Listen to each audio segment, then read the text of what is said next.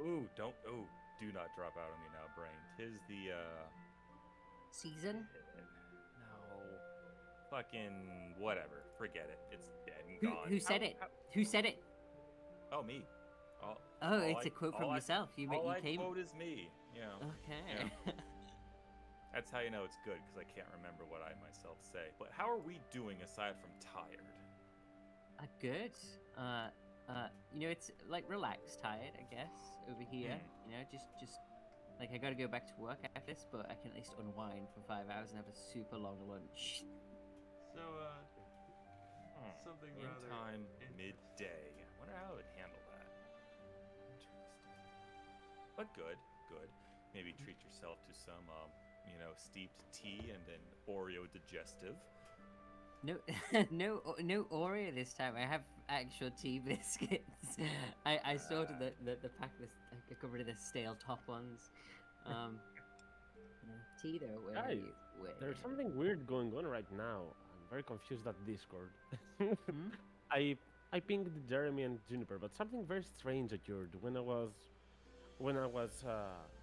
pressing at and typed June to find Juniper. This appeared. I'm sending it on Discord. Like how? At June, huh? I guess. How? I don't I get. find this. Huh. So in Hmm. in Jeremy's name, there is a J and a U. Like I was the just J in Joe, the there's U not in. yeah, there's no N. Can't even break up the letters. Huh. Huh. Perhaps Jeremy has pinged Juniper so many times and they're all playing Candle that Discord knows. I don't know. Possibly. It's like a package deal of communication, yeah. It already knows the late. Hmm. Yeah. I would have to assume it's just the existence of the J, right? Like, I mean, yeah. but like that still doesn't make sense why he would be first, even though you've typed the name. Strange. That's fair. Oh. Mm. Yeah, to be fair, when I type at uni without the J, it doesn't show Jeremy, but it shows you, Curtis, because there is a A U in U your in name. a U in Hmm. my name. Well, they got These the are search function down real well. Um, way here. They are. do you, are you guys able to read clocks? Is that a No, I Sorry, cannot I'm trying to read be mean. I'm numbers trying to or be. letters. How I, common are clocks in your country? yeah, I'm yeah. colorblind, don't you know?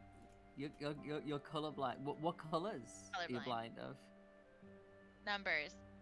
Oh, number Oh, blind. the number colors. Okay. Okay. Okay. I'm trying to be mean, but I can't think of anything to say. It's like I'm like, oh, do you guys not have clocks? And that's it.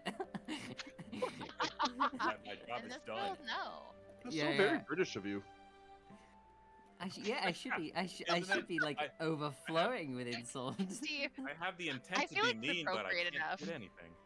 I know. Well, it's Like, like a very like, isn't it very British to be like mean, kind of what is it? Backhanded back. compliments. Like, Yeah. yeah. Like, Sometimes. oh, that looks interesting. Oh, you're here? Oh, it's admirable the two of you value isolation so highly. I wish I could have that for myself. Wow. But yeah, I did not attempt an English accent. You did amazing. That Yeah, you that did. Guesswin accent was excellent. Oh, At least thank you're not trying to do um Gothland. Romanian accent. And BG says, "You sound like one of the Dairy Girls." Oh, wait, hold on, roll this back. Cat, please do a Romanian accent. Oh God. I have to remember. What was her name? Center yourself. Breathe in into the Uh, diaphragm. Breathe out. That's a long name. Hold on, I gotta think. Hold on. I can do it. I'm like going through all of my character voices.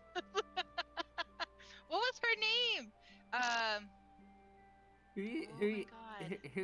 Daenerys? Was it? Yeah. Oh yeah. Oh. I'm trying to think of something to say. Yeah.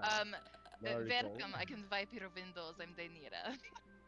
It's great. It's great. Yeah, That's not a it is. dairy girl. Yeah, I Peachy's think- never had an Irish person in their life. I can't do the heavy Irish accent, but I think I understood you. I was giving what was that stupid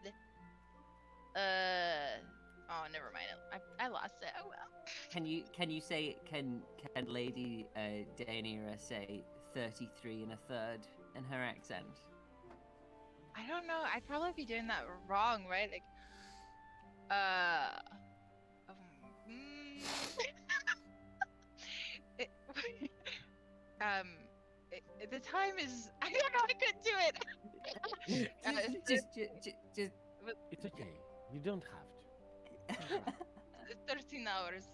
1300 hours of 33. I don't know. There it is.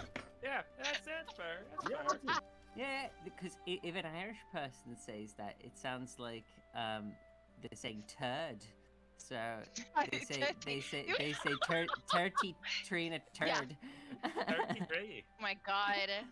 Not to be 30. racist Yeah. against Irish people, although I do have that right as an English person. I am allowed Exactly, that. yeah. I That mean, you is- do that kind of is- like own them or something, so yeah. Yeah. We're allowed to make colonization jokes and Irish jokes. Is the English. Those are our two things that we're allowed. So No. I'm going to give you a very, not exactly a spoiler. I was googling for Nimad's the word fantasy and shepherd, and there was this extremely funny artwork that I found earlier. Oh my god, is he about to suplex that sheep? Is that what that is? Oh my Okay, gosh. okay. So I'm not cute. obviously I'm not using this, but this is hilarious in so many levels. I feel like that should be a goat. I feel like they should have changed that to goat. Oh yeah, like a really Like a stubborn goat. screaming goat. Yeah. Yeah. Like constantly falls over. This- New this- character. The energy in this artwork is making me think the sheep is a playable character and the shepherd is their companion. Exactly. Ratatouille right now. You see that? Just a That straight up makes sense. Ratatouille. I want to know how that what's it called, a crook? I want to know how that crook is being held. Like, how is it being Well- held perfectly? Like, You can just tell from her figure she's got a really good backside. So we're just, you know. what she's? Wait! Hold on. How Well, how are I'm the just like cheeks? that. Where are the cheeks? Are they the wrong way around?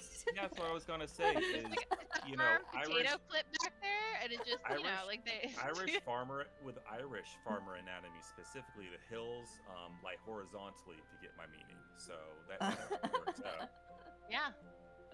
Oh my god. I would make a reference right now, but I know no one would get it. You can make it. I can't, and it's inappropriate, so I really can't. Yeah, it's something about Courage the Cowardly Dog. I can't believe that you are gonna You're still leave referencing me. something you don't know? that you couldn't possibly have seen. Tell me the experiences of being a fetus and watching that show. How are you gonna leave us hanging by saying I have Yeah, something to es- say, but I especially- can't say it? Especially after it's the so- high tier improv that Curtis and I had a couple days ago about how we came Yeah. to work at a scrappers organization, you're gonna then Yeah. come up and say, "Oh, this is too inappropriate to tell you." I just want to Wait. say the awkward silence that followed shortly after your team meet, speak, and then indulging in how you came to be with the company was the greatest for me. don't I even- don't know. I don't remember what you're talking about. I don't either. Honestly, I've selectively chosen not to. I'm sure Alright. Jeremy's right here like, I don't know. Jeremy hasn't said anything. I don't know if Jeremy's That's microphone's kind of like working. what happened there. You guys were in the ship and Jeremy didn't say anything. He had a fully working mic and he said nothing. He did not contribute at all. What? Since nobody knows what we are saying, I'll get this opportunity as get us on something that we are all on board. First of all, Vlad, join on the Roll20 page when you're able to. Oh my god. Must be nice taking your time. Not getting nagged. Sorry, Are you I'm able to roll, read I'm, clocks, Vlad? I'm roll 20 colorblind or some shit. I don't know, man. Well, for the time I can being, tell I'm by your just age. happy to have all 6 players here, and Ah, let's just confirm the presence of a couple. So, Brennan, are you with us? Yep, I'm here. Belgos? Yep. Ogvar? Did we get a new 6 player? We are here, so let's go on board with it. So, on our last session, there was talk and some decision making, but time didn't process that fast, and there's no rush. I mean, but who wants to take us on a recap? Still in the city of Millstone.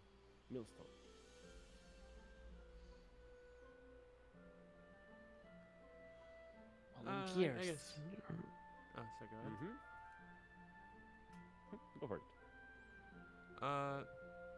Well, first and most importantly, Nina woke up a little bit, had herself a day.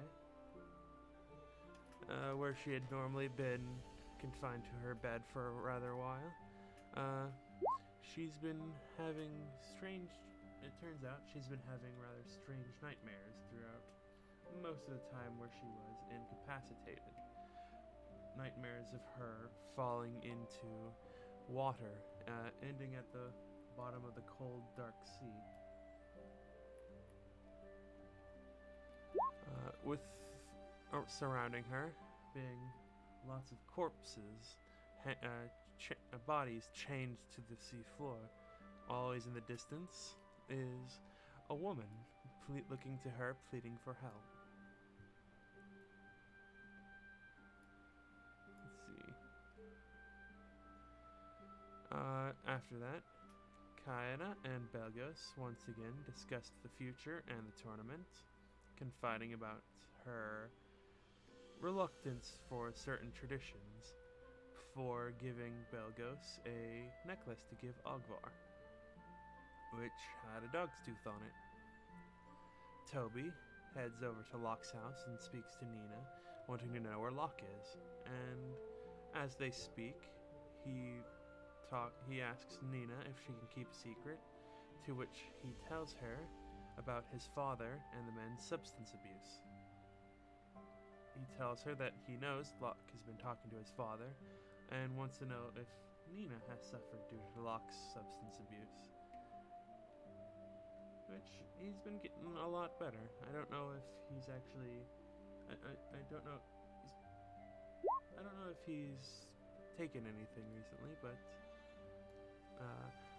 then they head over to Ogvar's place, meeting Belgos there.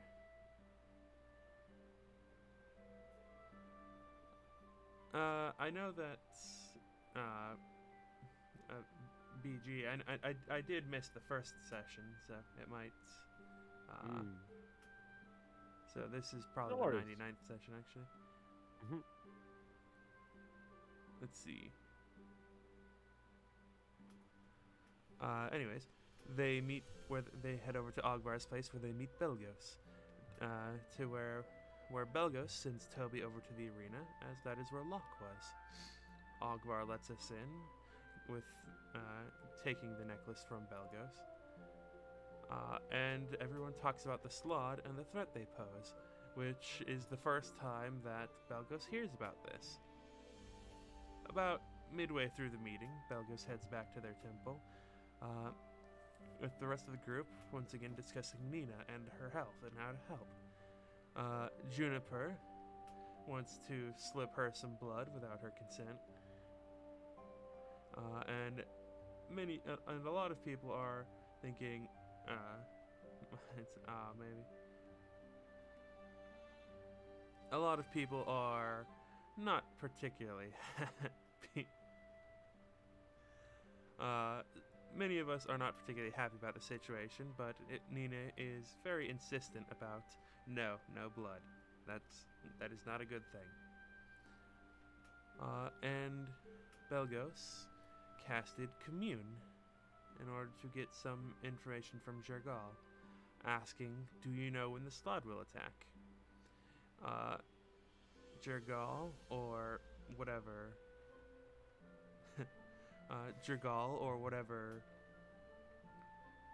entity is answering on Dragal's behalf answered that they weren't sure, but no sooner than a month. Second question was, will they come after the town or after the group? To which they got, the fall of one means the fall of the other, which is a bit of an unclear answer. So Belgos is not sure if leaving the town will cause them to come after the group or cause them to come after the town anyways. The third question was, how can we help Nina? To which the answer was, the safe way is to keep her here, but only the risky way provides permanent help. Belgos goes back to the group, where they relay this information, sending a sending spell to Vina, who says she'll be there soon. And in fact, she was there soon. Within 30 seconds, in fact. She arrives with an owlbear plushie. There is a rather lovely, emotional moment of her meeting Juniper again, as well as her meeting her niece and nephew. Or niece or nephew. I don't remember what the children is. Anyway. Nieces and or nephews. I don't remember. We head towards at the end of the session, we head towards the arena to start the tournament, and I believe our plan was to grab Nina's bed and just haul it all the way to Grooven to help her out. Throw it into the lake.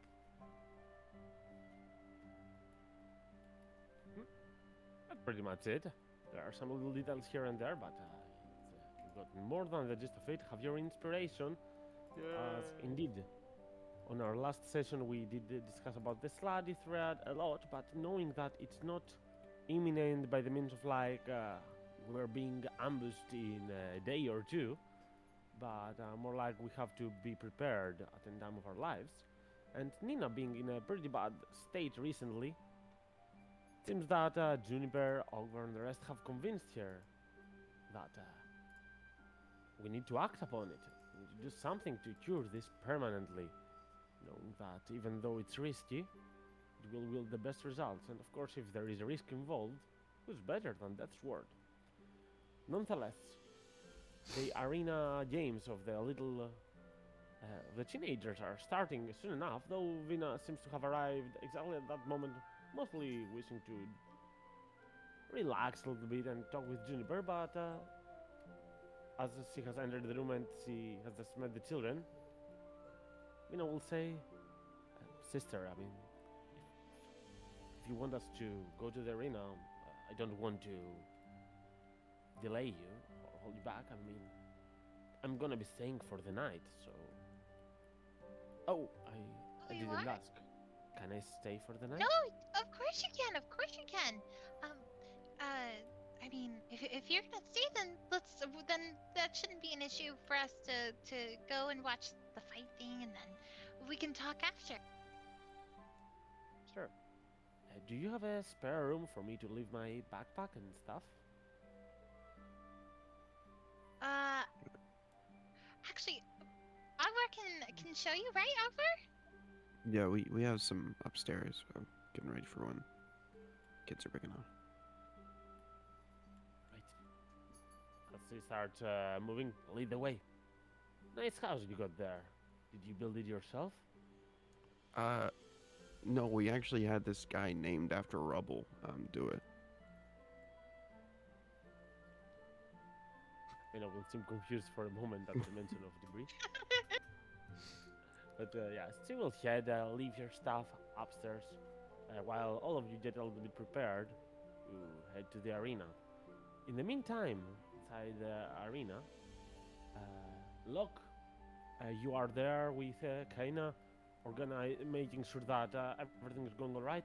It is now about time that the children have went, I would say, backstage to the basement to prepare, get some, psychological power up to get ready for the first round of the fights.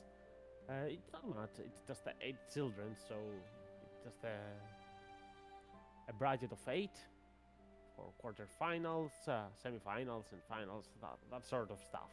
It's not gonna last more than an hour or so, yeah.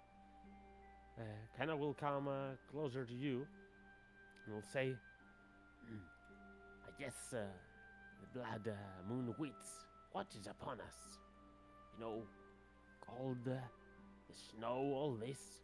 It helps for the wound of anyone not yet infected. So even if something we do not manage to heal, the Blood Moon Witch will take care of it. The children are gonna be safe, look. I'm saying this because you look worried, but to be fair, you look worried all the time. Yeah. To be fair, there's other things I'm thinking about, but yeah, I know they'll be fine. It's just a fight, get some aggression out, put some training to the test. And yeah, the Blood Witch and yeah, of course, right. I mean, you're gonna be in here too, yeah. And I will pat you on the shoulder, say, I'm gonna be here. Belgos is gonna be. Some apprentices of him are coming as well. Don't worry, we got all this under control. It's more than safe. No, yeah. This'll be fine. It's just other shit. And he's only kind of like half paying attention as he responds, and he's scanning the stands. Is there a certain pair of parents in there among them? Parents of the children, you mean? Yeah, one specifically. No, that specific one is not there. At least not yet.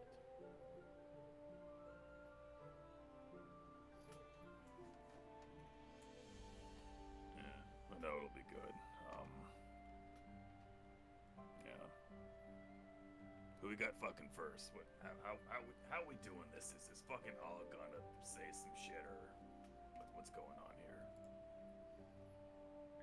I mean, it is a little bit organized on the run, so we did not really have an extreme like schedule we have to adhere to. I have the brackets here, so there was some luck involved and randomness, but other than that, it's not like I would open this ceremony, but it's not like a religious ceremony, just to address some of the ideas that we had in the past as orcs. But to be fair, you being a half-orc might be ideal to open this if you feel like it. Don't want to force it upon you, though.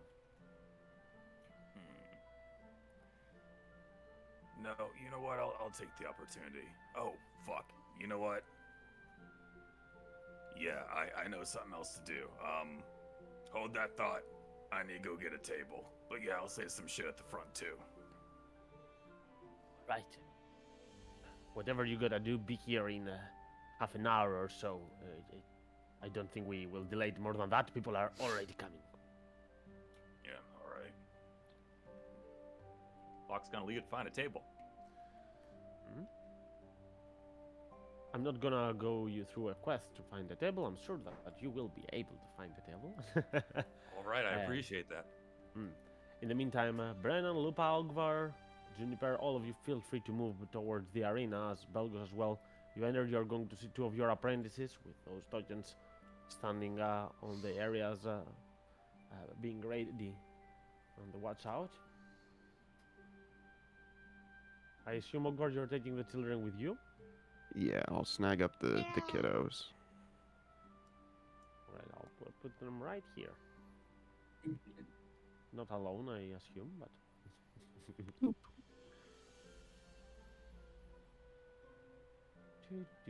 Crunch, crunch.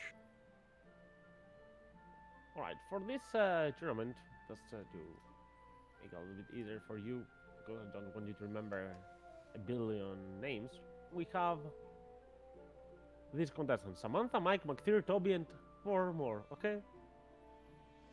Yeah.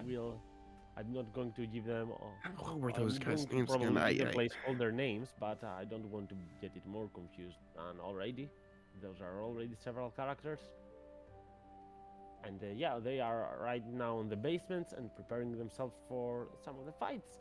As you arrive, Lila will look at you, Ogvar, standing right next with Juniper, and say, "Oh, are these your children? On the other day that I visited your house, I heard their cries, but I didn't get a chance to meet them. They're adorable." Oh yeah, Aw. they are. And they do cry a lot.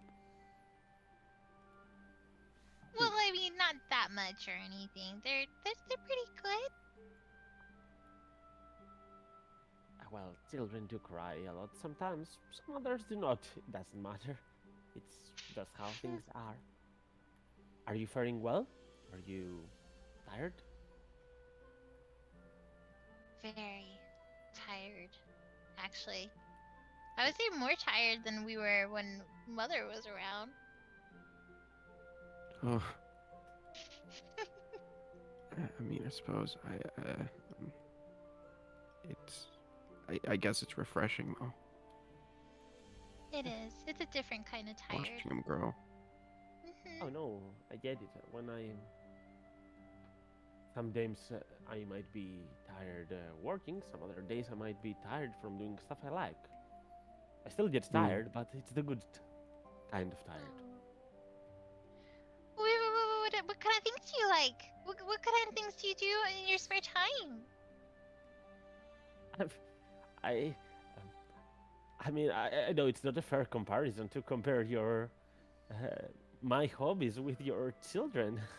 uh, Aw, I no, it's I enjoy reading some books, and I sometimes overdo it. My head get all muzzled up, and aw. I also really like to go out in the woods alone, and I'm into hiking.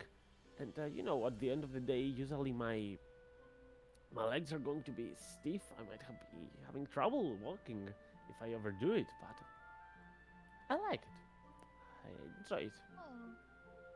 I don't think we've ever been hiking, but Akbar loves reading and loves to read to our children. In fact, I mean they're little right now, but I think they love it. They're usually the quietest and they fall asleep really easy when he does. Right, Akbar? Yeah. Um. They like a good read, or it's a little boring for them. Maybe need a higher reading level. Aw.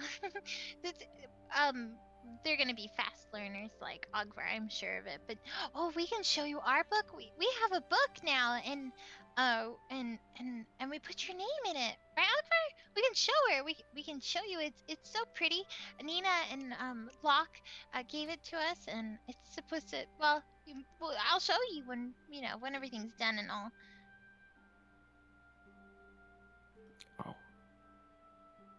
Lila will smile as will say, actually, Akbar, with some other people here, both from my tribe and others around, we have a very nice reading group.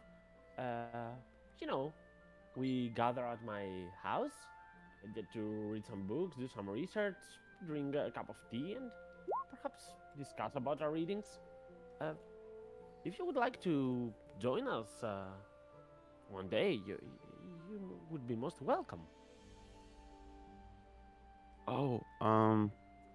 Well, sure, if I find like the time. It's just there's a lot of paperwork and a lot of kids and a lot of Juniper. So,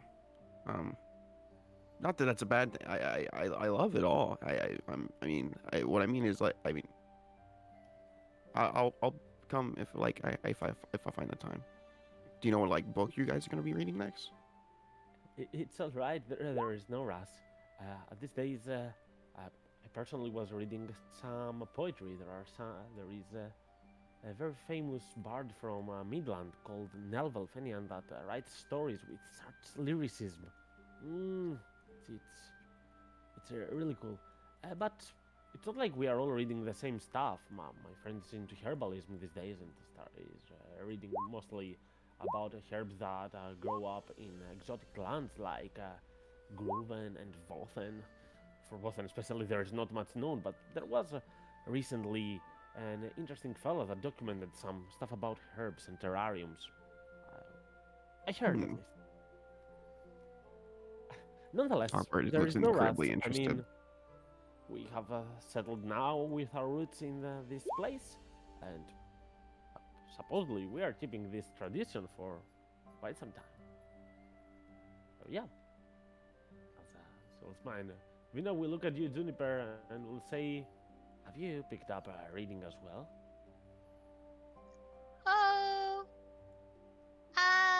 kind of. I mean, I don't read the same books as Ogfire, but I've been trying. He's taught me to read and write a lot, so I try to. You are going to see Vina looking downwards as he says, I still haven't got the chance to learn how to read. I'm so happy of you, though. It's so nice that you overcame some of the things holding us back into our past. Mm. Yeah, I didn't get that sense. I guess you found a lucky companion by your side. I I was very fortunate for sure, and I mean, he's family now, so we can do those things together. Now that we're back together.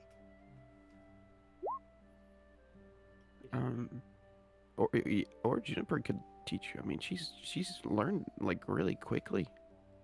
Especially Orcish. She's great at Orcish. Oh yeah, I have. I think mainly in Orcish.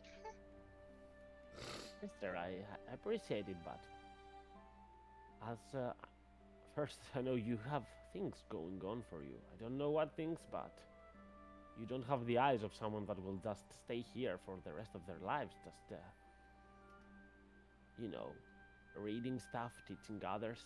I mean, you might do that on the simultaneous, but it's not your only thing. But it's also weird to assume that I don't have stuff to do as well. You know, mother might have been our common problem, but that doesn't mean that we don't have other problems in our life, right? Oh, yeah, Hmm. that's true. I have some loose ends. I'm gonna be talking about that later, though. I mean, over perhaps a cup of tea or something. I'd gladly there. Mhm. To be fair, I'm actually looking very forward to this. I always felt like I was a bit. I think the word is extroverted, but never had someone to really be able to share because I was constantly sometimes on the run and I didn't know who to trust. And having you here, just relaxes me so much. I like it. Oh, I'm glad to hear that. In the meantime, you're going to see Locke. That table, what do you want it for?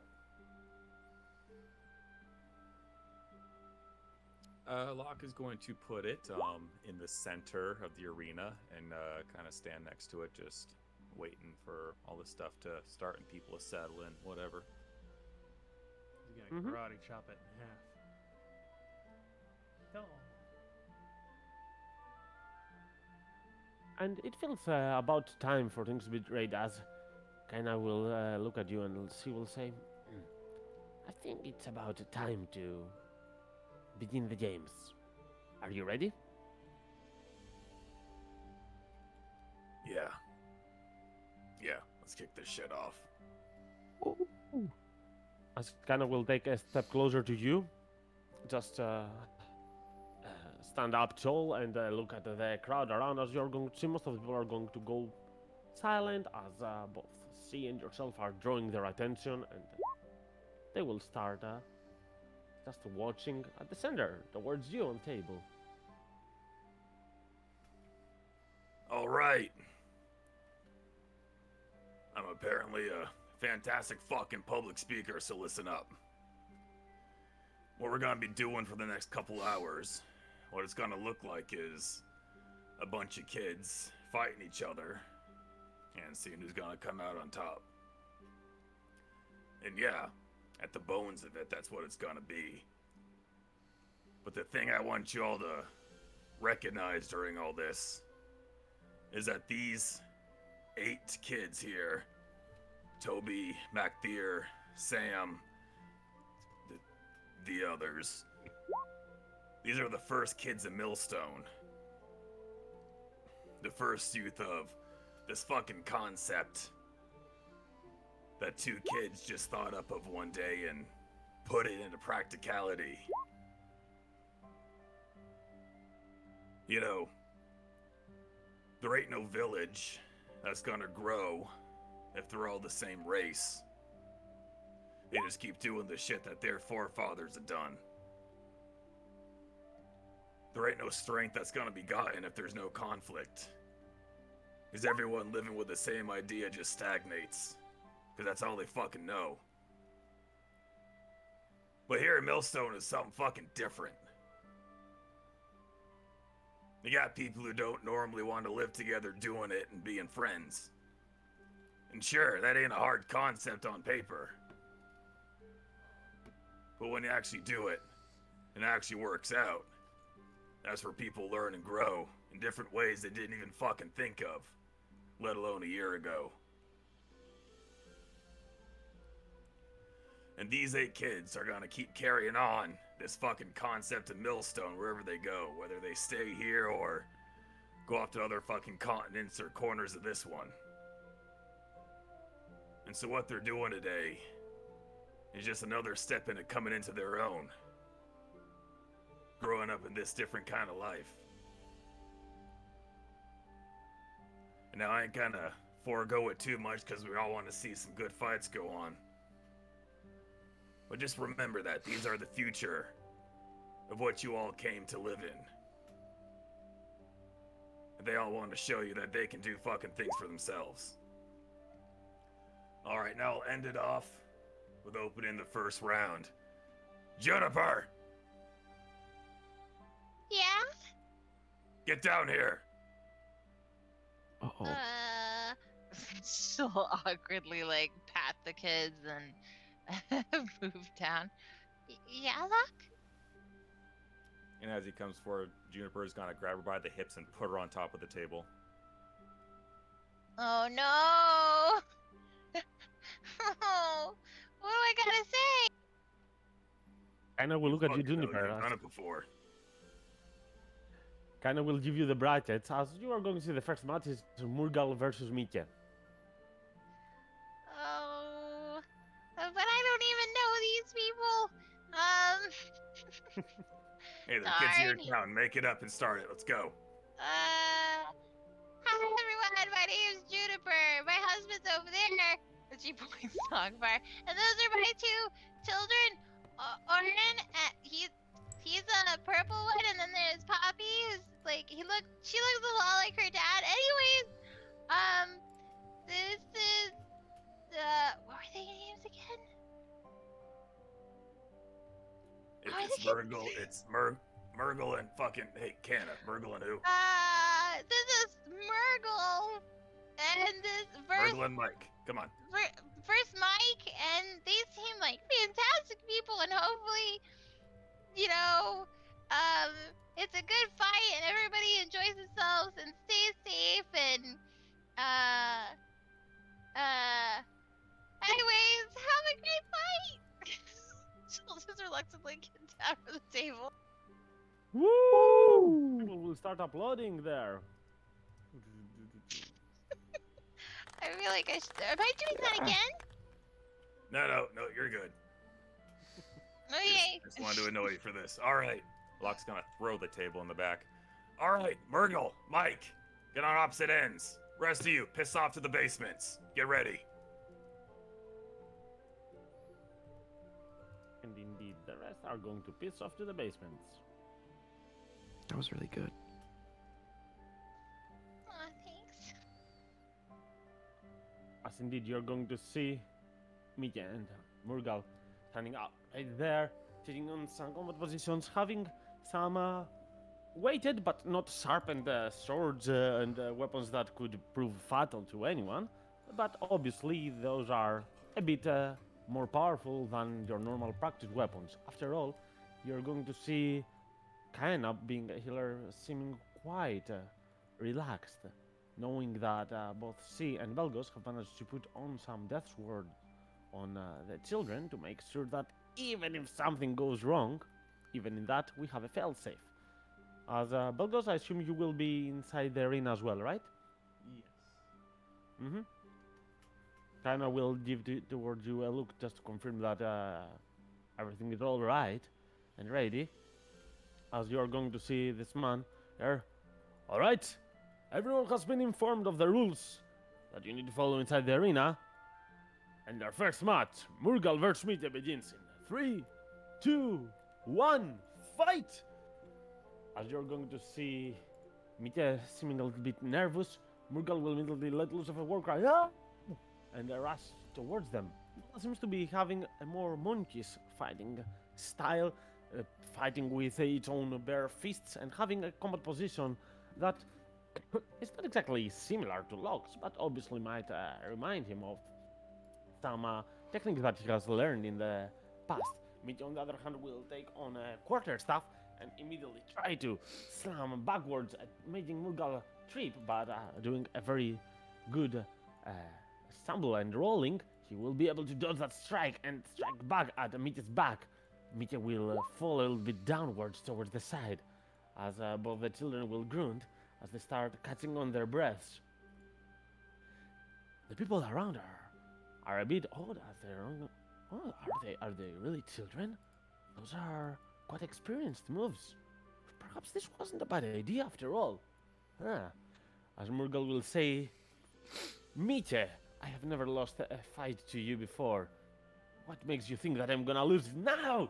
As he will jump upwards and will manage as Mite tries to put his quarters up, but he will be just a tad bit slower to make a lock closer to Mite's head with his feet and drop Mite upside down towards the ground.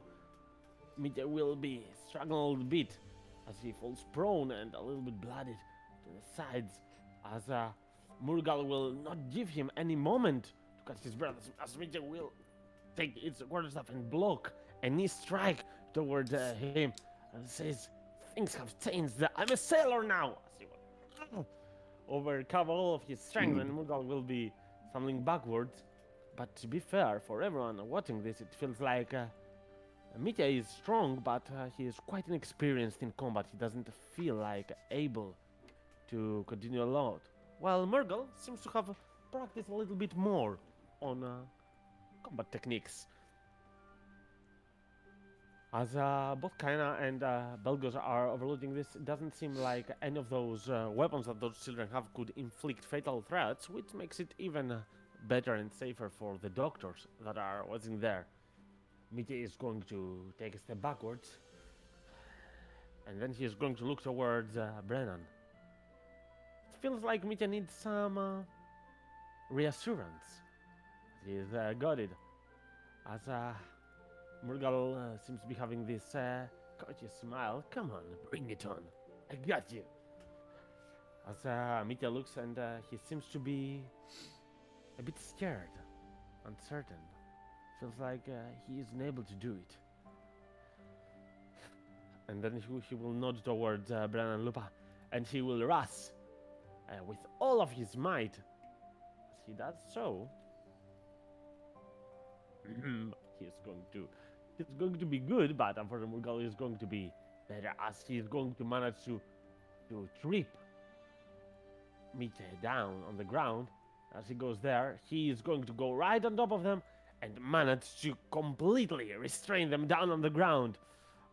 As Mite seems to be unable to respond or do anything, the referee, the veteran right there, watching this, will say, 1, 2, 3. As people are going to start clapping, as Murgal is going to be passing first round, as Mite will slowly catch his breath, while still being down on the ground, he will look towards Brennan, and you're not going to hear him over the crowd, but you're going to see him mouthing words. I'm sorry. I'm sorry.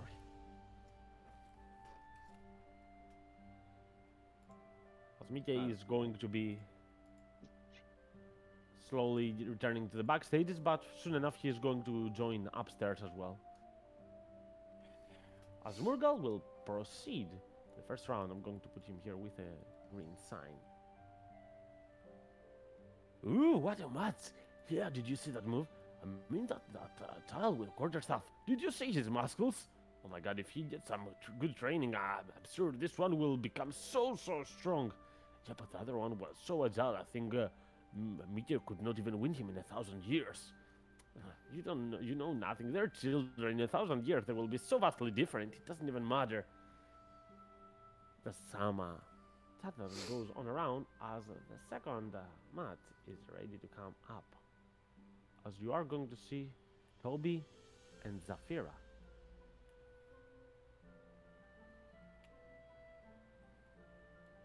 No, it wasn't so.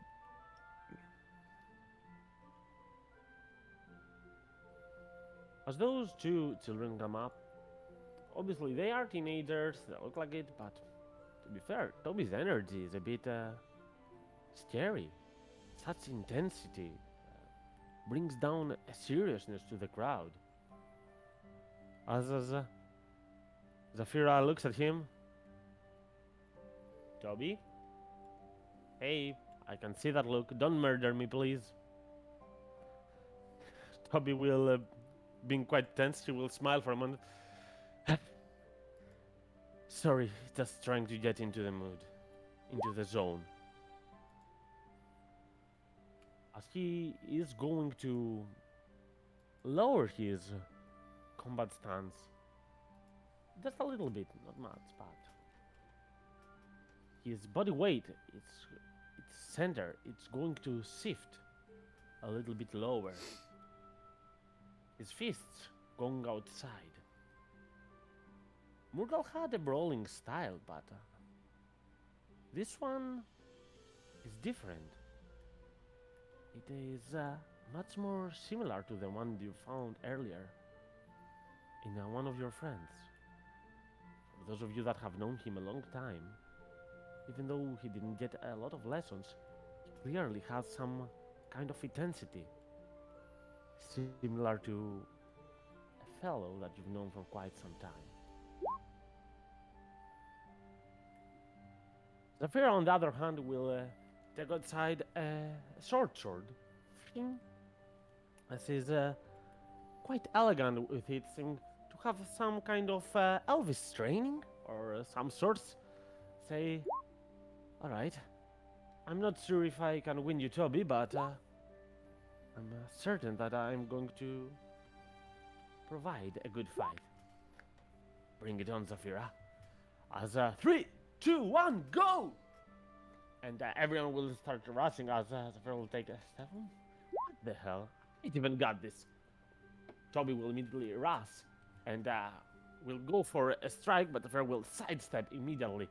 The sword of here will go for a round strike towards Toby's side, but Toby will immediately duck down and let the sword pass through.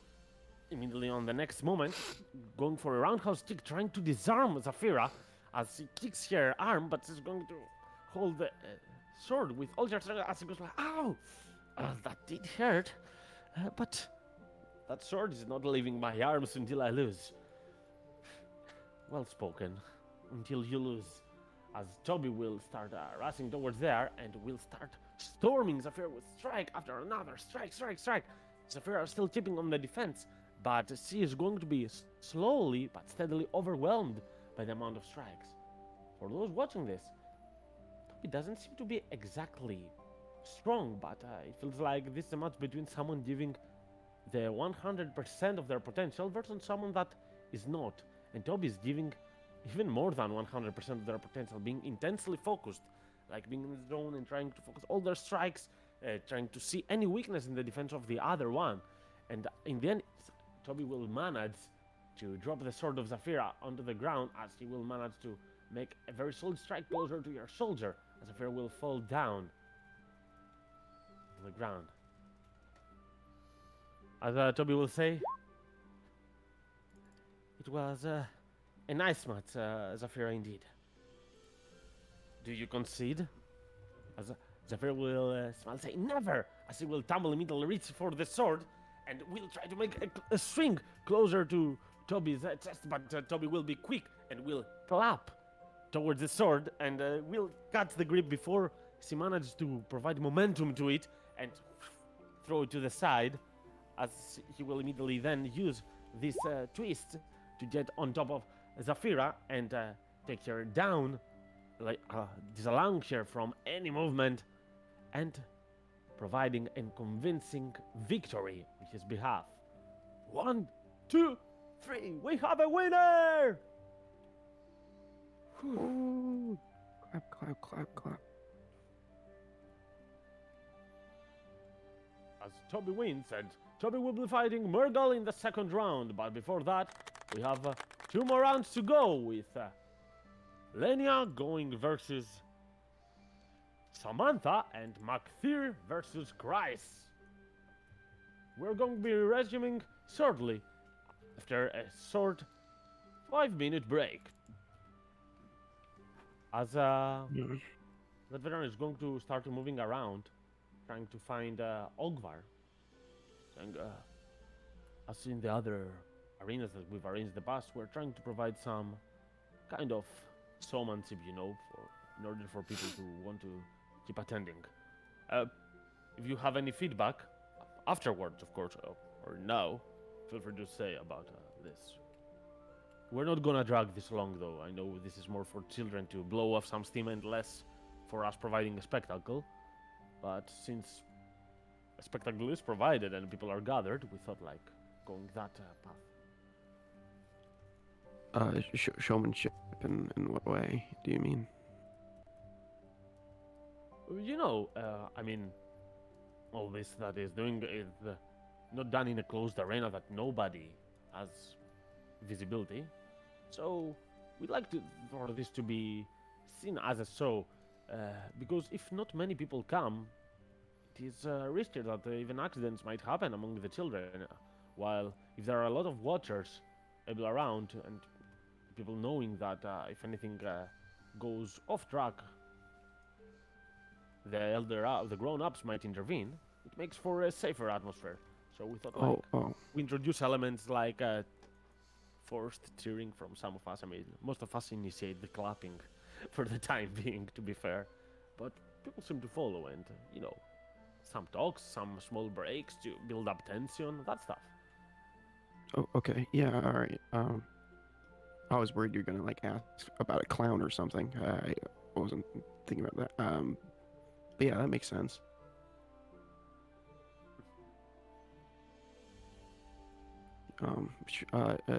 Sure, we can talk about that after maybe. Oh, well, I have to talk to Lila after, but we'll talk about it at some point. Man will nod as he will return to his position, ready for the next round. As Meteor will climb up and go next to Brennan. Say, Mr. Brennan, I'm sorry. I kind of told everyone that I was helping you in the ship, and it felt now like I was representing you and failed you. I really didn't want to make you look like a, failure or something. It is my own fault for perhaps thinking that I could go that long. My apologies. I shouldn't have done that. You have nothing to be sorry about. But from now on, I want you to represent yourself and use this fight in Rogue Emirate. Use this as a point to understand where you can get better. And just keep training. People will see the training you put in for my crew, and that's what they will understand. Not your losses and your victories. for who you are. The fact is, if you can take a defeat and keep going, that's what makes you strong.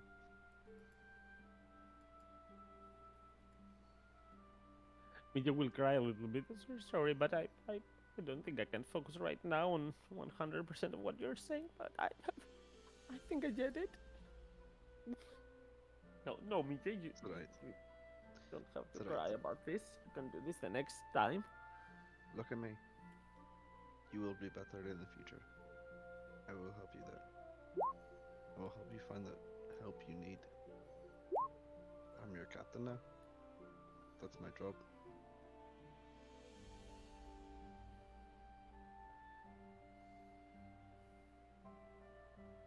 And as that happens, Venom will lean toward Juniper and say, "Hmm, I know this is not the same, but it does kind of remind me of those times in the past that Mother made us fight with one another for, who will get to sleep on the normal bed instead of down on the ground, or for getting some extra liberties. I know it's so much different when they are fighting just because they want to. In the end, they are just children that seem to be fighting amongst themselves, right? Yeah, basically. I, I mean, I just kind of, ugh. I've never really been fond of these things.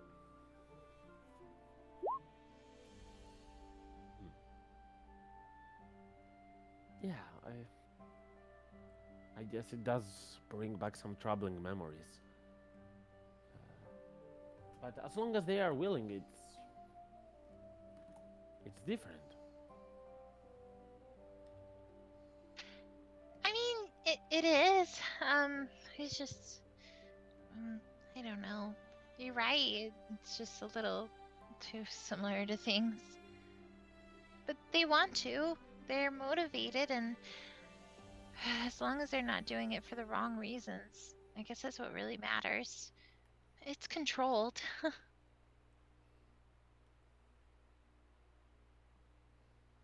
Well, I mean, as she points towards Bacteria and cries, control or not, sometimes the result is so predetermined that they shouldn't have to fight. As you're going to just see Bacteria, I'm not gonna do for much of a description here, just overwhelming cries in pure strength, overcoming all the obstacles and just punching and using some of his knees and elbows to just strike down Cries, as Cries is going to be the first one to fall, not because of surrendering or being restrained, but because he is going to go down on the ground, triggering some of the instant responses of the healers. Not even needing Kaina's or Belga's help. The other ones are going to be quick to respond with some healing words and taking little Cries outside of the arena. Juniper kind of winces as she looks out. And she looks back to Akbar. I mean, this is. I guess we might have a few similarities, huh? She'll turn and eagerly await what's going to happen next. And as the other two contestants, Samantha and Lenia, go in, you're going to see Samantha having some similar intensity to Tobias. Scaring a little bit the people around, as Lenia will seem to be trembling a little bit. Just looks there as then Samantha will smile and say, "No, relax. I'm not taking it that seriously anymore. Just wanted to see if I could get you shaken before the fight." As Lenia will, "Shut up, you idiot! Ah, okay, okay, Samantha. You think you are cooler than me or anything? I'll show you. I'll show you." As Lenia will take out a sword. This seems to be a sword fight. Samantha will take also a sword outside And 3, 2, 1, go! As ting ting, like a small swordsman fight, and you're going to see some nice showmanship and some nice maneuvers. When it comes to agility, both seem to be on kind of similar levels. Samantha seems to be quite stronger though, and she also seems to be enjoying this really much. Perhaps the word that Juniper told her earlier have convinced her to just participate in the tournament for the tournament and not for a specific goal, and she's quite relaxed and doesn't really put that much seriousness. That will lead to her having some small mistakes and perhaps losing her balance, but there is quite some difference in their strengths and their attributes that Samantha will actually end up overpowering Lenya and manages to drop her sword down on the sides while pointing it here towards her torso. All right, you win. I surrender. As Samantha seems to be winner. As she goes towards the side, you're going to see her looking at McTheer, saying, "You're next." As McTheer smiles, you don't believe you can really best me in a fight, Samantha, right? We'll see. As the brackets for the semifinals have been determined. Seems like a lot is going on, as all four children are going to retire a little bit back towards the basements. How bloody is the snow, BG? Hmm? How bloody is the snow? There's there not any much blood. teeth? Oh my god. Only the fight between McTheer and Christ produced some blood in the snow. The other ones were pretty clean fights that the contestants were either restrained or conceded since they were on the pointy end of a short sword. So not much blood right now, but you're going to see the two apprentices of Belgos to go clean that part up to make it a better arena for an environment and an atmosphere that doesn't involve bloodlust on it Looks to before they Juniper. return to their positions. That was good. She did really good. She did really well, and surprisingly, she wasn't upset. Not like the way that she came in. McTheer's a little hot-headed. Or maybe he's just joking around. I can't tell. I can't tell either.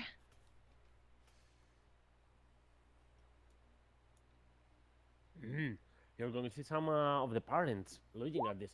Oh, this is an interesting matchup. My son versus that bastard son. The, when they, and you're going to overhear some conversations like, when they were young, they used to train a little bit together. They have some kind of similar fighting styles. Yeah, but I mean, did you see Toby's intensity previously? I mean, that is frightening to go against. Yeah, but the other one, you can see that he has this more technical skill. Did you see that backflip that he did earlier to dodge the strike of Mickey? And Mickey is strong, she's no weakling. I guess you are right. We'll see. As we are right now ready for the quarterfinals as Toby takes on Murgle. Murgle versus Toby. Fight begins in 3, 2, 1, go! As once more, Toby will take the lead and start rushing towards their enemy. But Murgle will be prepared for this, taking a sidestep and rushing towards Toby's back with his elbows as Toby will let loose of a scrum.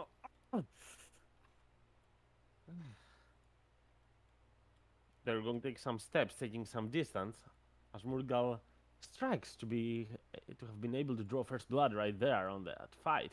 As Toby looks and says, sorry, I might have lost my focus for a moment. As you're going to see his feet digging deeper into the ice, using all of his weight to produce some insane acceleration and momentum going towards Murgle. But this time as Murgle tries to sidestep, Toby will be able to foresee this and immediately turns towards his sides and slams him with a kick that will drop Murgle down on the ground. Immediately as Murgle tries to jet up, Toby will not give him a moment as he grabs his own feet and drags him along towards the side. Murgle being thrown towards there, you're going to see him a little bit blood showing towards his all of his right side as he's dragged, thankfully, on the snow instead of just the ground. As Murgle will say, "God damn you!" As he will try to give a punch on Toby's face, but Toby will clench his fist and will use all of his force to shove him backwards. And as Murgle loses his balance, Toby will rush and give him a kick towards his chest, as Murgle will be thrown towards the wall. Murgle, forfeit this. As Murgle say, never.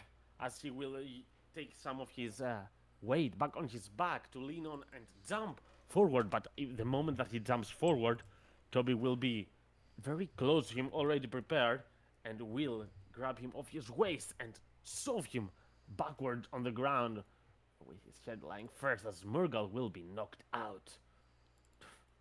Oh, as immediately Kaena will this time intervene with a powerful healing word towards Murgle. Toby is victorious and proceeds to the finals! As Murgle will start crying a little bit, looking at Toby with a very mad facial expression. Not very happy about what happened. As Toby will not even look back and will immediately head towards the basement.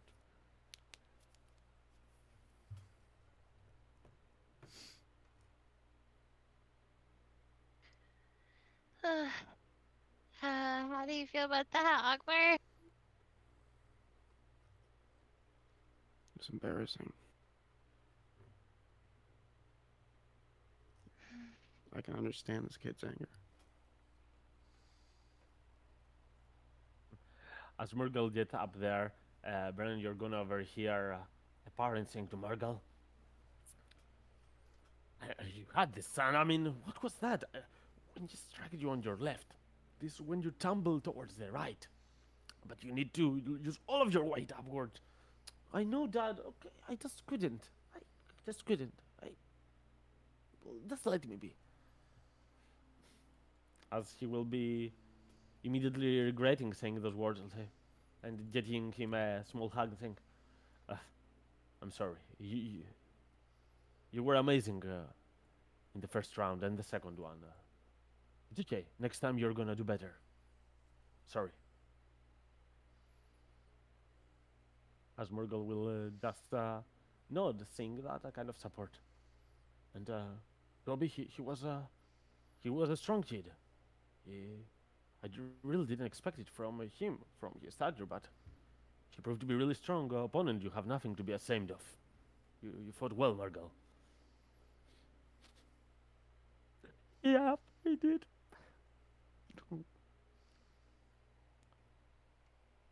As in time, McTheer and Samantha will show up, and everyone will get a little bit serious. But after a moment of tense, why are we getting tense? I mean, it's McTheer, isn't he the favorite? I mean, he's going to win the whole thing for sure. Yeah, but I don't know why. I saw that. Did you see Samantha look earlier? I mean, she was mostly kidding and joking around, but at the beginning she was quite serious. If she gets quite serious, she might even stand a chance against McTheer, my proud brethren. I mean, we're talking about a half-orc here that has lived with orcs for his whole life. Basically, this is what we're doing now in this arena is arena for infants. McTheer has been through real arenas in the past. Well, we'll see. Samantha is not a weakling either way. As both are gonna show up, as McTheer looks at Samantha and says, "Samantha, I don't think I'm gonna go easy on you. But still, provide me with a show. I need some warm-up for the finals." You are such a fool. To be fair, I didn't want to take it that seriously, but Toby went into the finals, and I do owe him a slap. Don't you think so? I deserve it. Don't worry, I'm going to give that for you. Someone will say, "Nope, I need to be the one to do this." As everyone's getting ready and 3, 2, 1, fight! As McTheer seems to be ready to take on some acceleration, go forward, but Samantha will get the lead on him as she immediately let loose of a war cry. And she rushes forward with her sword as McTheer is going to be caught a little bit off guard as they meet up a little bit closer to McTheer's side in the middle. And as McTheer tries to punch her, she will immediately dodge and make for a small strike closer to his soldier, as you're going to see them pass on the opposite sides. And you're all going to see some blood rubbing on the side of McTheer. Going to use one of his arms, get it, and clean himself, just wiping it off. Saying, that's nothing. That's every day for me. So harsh, so rough. Shut up, McTheer, as he's going to start running towards him and start a flurry of attacks with the sword right there, but McTheer seems to dodge most of that stuff and seems to be able to retaliate with some powerful strikes against Samantha. After a couple of hits, Samantha will be hit a little bit with some repulsive energy backwards, as she will be able to try to catch her breath. Is that all? Is that all you got? So much resolve in the beginning for this, as McTheer will bluff and attack upwards and will go for a trip. Samantha will be able to see this at the last moment, but she will be too late, not being able to dodge this strike as she falls down, and immediately she will be seeing a McTheer dropping with his elbow towards her. As at the last moment she's going to tumble towards the side and dodge this. So agile and annoying as she's going to just kick her on the ribs, like, and Samantha goes as she's able to move, and McTheer is going to go for a second kick right there. As Samantha will roll on the sides and will find herself cornered right there. McTheer, with his intimidating posture, slowly walking towards her. Jennifer will like leap up in the middle of it and just yell, "Kick his butt! Kick his butt! Kick his ass!" And as McTheer goes forward, you're going to see Samantha taking on that sword from the side and will block one of his attacks as McTheer stops his momentum at the last moment to avoid cutting himself. And Samantha will be bouncing upwards, trying to strike. This seems to be more close than anticipated by most people. But at the time being, Samantha seems to still have a lot more strikes onto her. As look, you're going to see Toby watching from the edge of the backstage, as he is very much eager to learn who he will be fighting next. But it will be right around this point that he will manage a savage strike at Samantha's arm, dropping her sword, and then a very strong fist towards her stomach as Samantha will... Samantha will spit some blood as McTheer will catch her by her hair and head and some her downwards. As Samantha will say, "No, I'm not done. I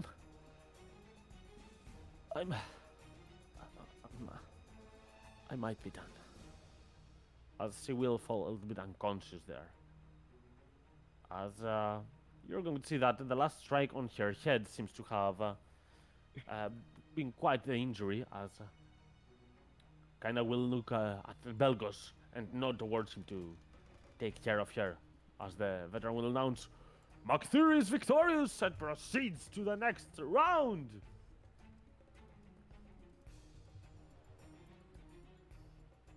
Belgos will give like a. Samantha cursory barely glance. opens her eyes, kinda will look at Belgos and say, take her to the basement for her to relax a little bit. She might have been hit a bit hard. Hey. Don't worry, Samantha. Belgos is an expert in this. She's got you. Belgos, if you're speaking, we cannot hear you. If I was muted. I know. Yeah, Belgos just gives like a cursory glance, make sure like everything's all right, and then we'll lead her to the basement. We are going to be having a 10-minute break before the finals. Askana will look at you both and say, make sure she is fine and meet me up here again for the finals.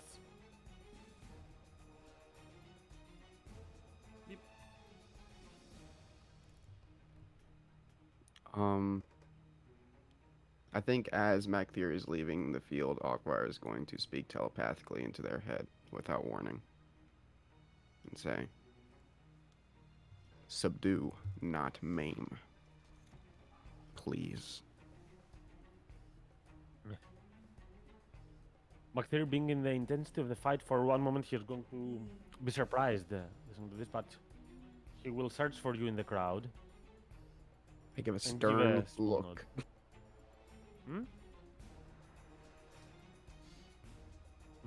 Yeah, as he notices that, he will just give a small nod. You can see that some tension will be relieved off as this happens, but he will get back to the basement as you're going to see Belgos get up once more. Sorry? You said you returned. Oh, yes. I just said that as you finish the procedure and lie Samantha to rest a little bit, you should be getting upstairs as well. As Vina says, well, to be fair, when we used to fight down in Mother's Lair, nobody had exactly those kinds of practice weapons, and it used to be a little bit more dangerous. I remember so many times that I didn't want to injure someone else, but we were quite threatened there. Didn't have a choice, had we?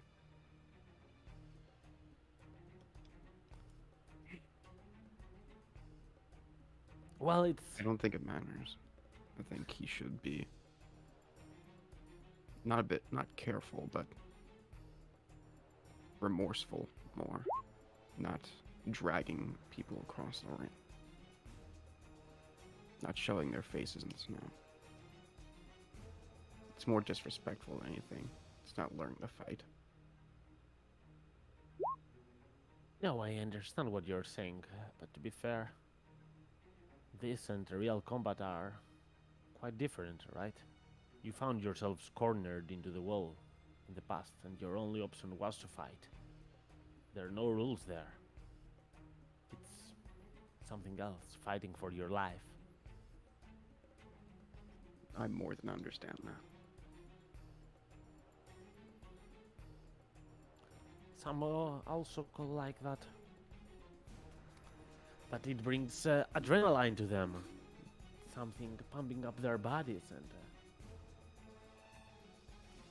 reaching heights that they have never ever reached.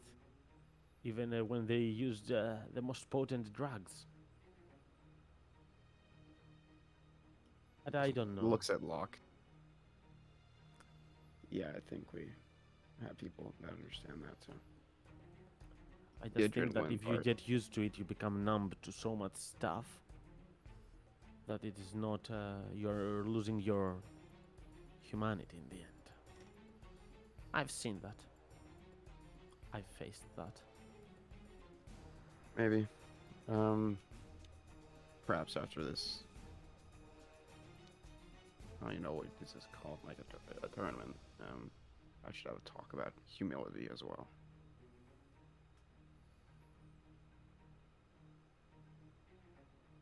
It's neither here nor there. Break's almost over. Maybe we can fill this break with something like less violent. Like you want to like say make a spectacle. Why not just like have like a little talent show in between, where they show off things that they're passionate about that aren't beating the shit out of each other. With the broken teeth.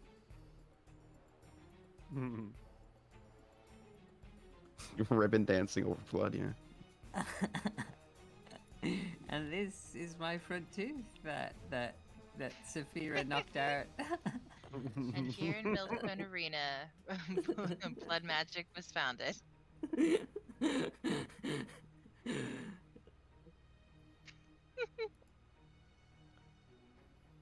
And as things are getting ready for that last round, you're going to see Macthir getting up here first.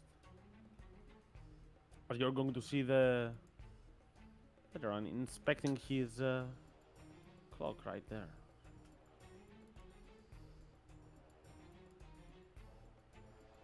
Time is passing and some people are getting a little bit anxious. Soon enough you're going to hear the footsteps emerging from the Crunch, crunch, crunch. stairs. Quite faster than you would expect. It's not this thing that reaches the climax of preparedness there. It's more like some anxious and fast footsteps. But at the end of this, you are not going to see Toby, but you're going to see a little bit of a dizzy Samantha that pops out and says, and she will immediately. I just notice Belgos, Kaina, and Locke. But it is visible to the rest, but these are the three that she sees. And she will say, she will mouth it lowly so that people around won't hear it exactly, but they're going to become concerned.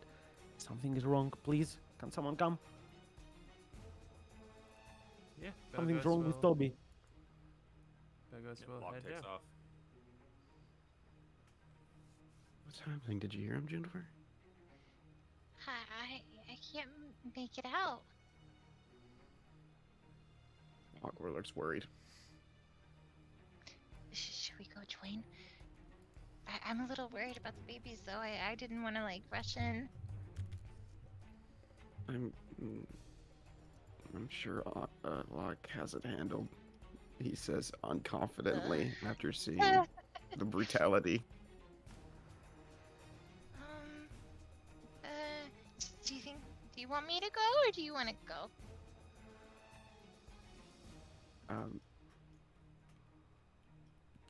I think you would do better. If something's wrong. Would that make you feel better? Yeah. I'll go.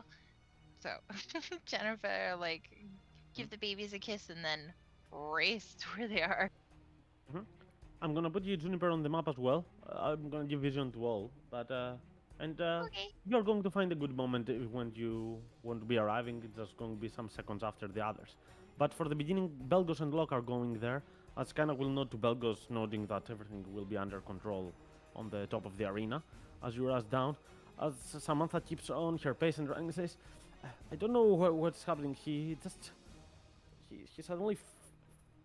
I saw him just with his back trying. He was preparing, I think, mentally. I think he ate or took something, and then he fell down on the floor. There he is. As you're going to see Toby lying down on the ground, and he's shaking a little bit. As you can see, that he's like he wants to vomit, but he doesn't. Like he is struggling to breathe.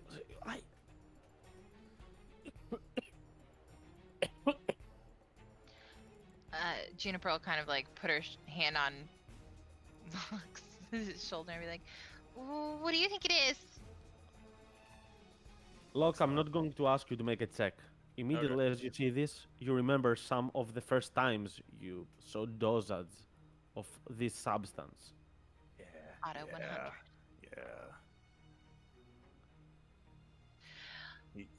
As he gets forward, he kind of like grabs his face to open the mouth, and he just kind of sniffs around. Is very pissed off looking, but he's gonna turn to Belgos. It's poisoned. Get it out of him. Belgos will nod. Let's see. And Belgos will. Let's see. Would an anti-venom help in this situation? Definitely. It's not something that will resolve this immediately, but it will help a lot. Belgos will. Actually, the first thing Belgos. Well, I'm trying to think. Would inducing vomiting assist at first? But probably the best thing to do is anti-venom at the moment.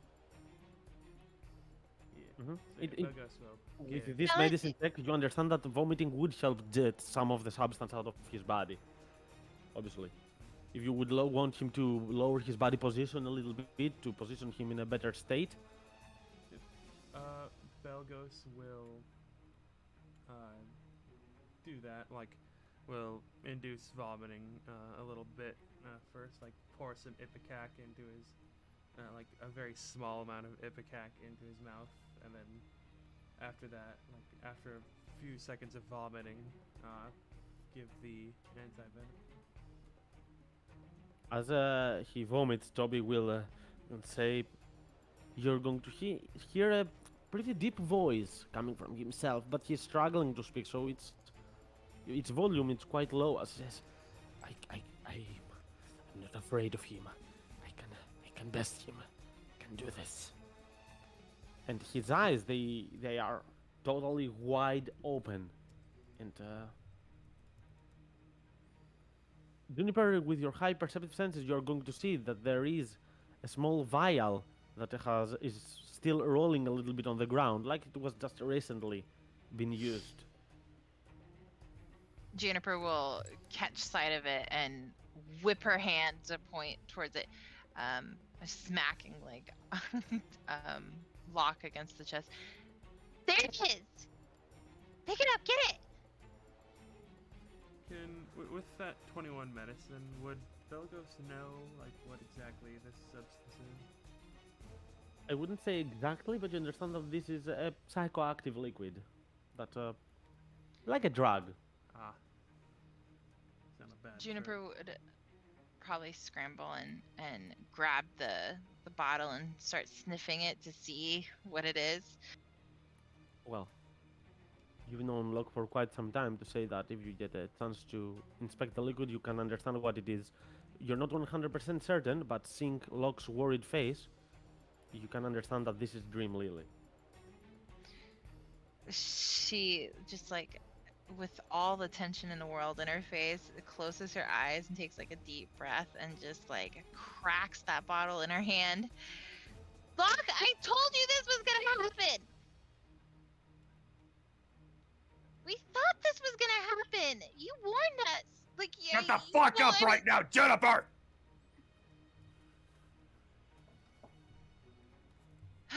What do we do?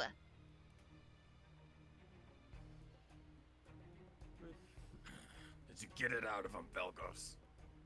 As much as I could, the anti-venom should help a lot. Juniper, do you have any magics that might deal with poison? She'll sort of like wipe her hands off of the glass and press them against Toby and cast Lesser Restoration. As the anti-poison and venom of Belgos kicks in and suppresses some of those effects, Juniper's healing abilities will get rid of this poison out of Toby's system. As Toby's eyes will start blinking, realizing the situation he is in. Toby? As he looks around with his mouth wide open, just frightened. He's going to try to make a run for it. No, Locke, Just Locke trying is to blast already through gonna Belgos. grab him by the front of his shirt. I'm not gonna ask for a check. I'm gonna give it to you. You are way focused right now, as Toby is still a little bit weakened down by all this. I'm sorry. I don't know what could I have done. How would I beat my theory Calm down. anyways? I mean, It's okay. Just breathe. Just breathe. You're just a kid. It's okay. he's just a kid as well, but he's somewhat fucking stronger. And I know that my father used to fight, and this was just a solution. I thought that Just if take a I breath. took some of Just this, I take a could. breath. Just stop. Just stop. Okay?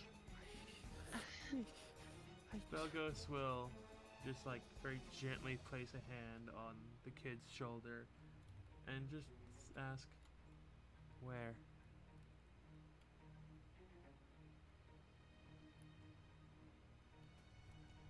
What are you asking, Bella? Where what? Belgos will indicate towards the like the vial. Where? Where did you get it?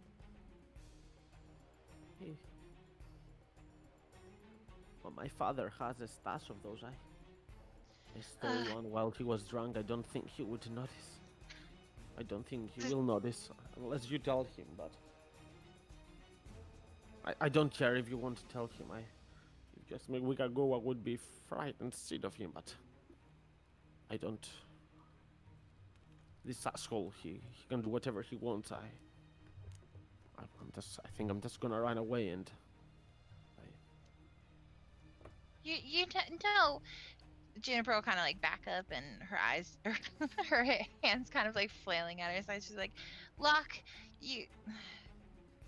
I'll get Akbar down here.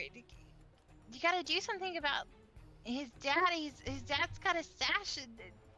Is he willingly giving to him?" I stole it from him. I wouldn't. My dad wouldn't give me willingly anything, as if I would ask for it. As Samantha will come a little bit closer and will say, "Toby, I know you very well. Like, better than most people in this world, and this that you did, this is not you. It's just not you." And Samantha will turn her back and will start leaving the room. Juniper will kind of like take a step forward. How is Locke holding him? I am grabbing him by the front of his shirt, and I'm just very forcefully keeping him sat down. And Locke is just brimming, not really knowing how to approach this yet. Okay. Well, Juniper then would like look him directly in the eyes and kind of clasp his face, like getting really close to him, trying to be really stern. It's gonna be okay. What you did was not good, but it doesn't mean you're not a good kid, okay? It just means that you need to Patronize ask. me. I'm not patronizing you. You're a Yes, kid. you are. No, I'm not a kid. If you've been through what I've been through, you would understand that I'm not exactly your average kind of kid, alright? Look, none of us were average kids, okay? We all understand what you might be going through to some degree. I'm sure Locke does, and that's why you chose him, but you need to listen. This doesn't define you, okay? This isn't define you. You don't need to run away. What you need to do is ask for help. And you did the right thing by, you know, reaching out the best way you could, but you need to really focus right now and try to give us all the information you can so we can really help you because you need it. Okay? Is this your first time doing this? He will quietly nod several times. Okay. Good. Good. Did you hear that, Locke? It's his first time. He's I would never like to done do it an before. insight check. What did you say, Belgos? Hey. The insight is about the usage of the first yes, time. If that's his first time doing it. It seems quite honest, and your medicinal knowledge also aids you to that, knowing that first time usages or the first, not the first, the second, the third, those times have such potent effects on them. So he's most likely telling the truth. Okay. So, I want you to take a lot of deep breaths and don't beat yourself up for it. A lot of people are worried for you and scared for you right now. But it's gonna be okay because we're here and we're gonna help you. You said you got it from your dad. That means your dad is regularly consuming it. Do you know where your dad's getting it from?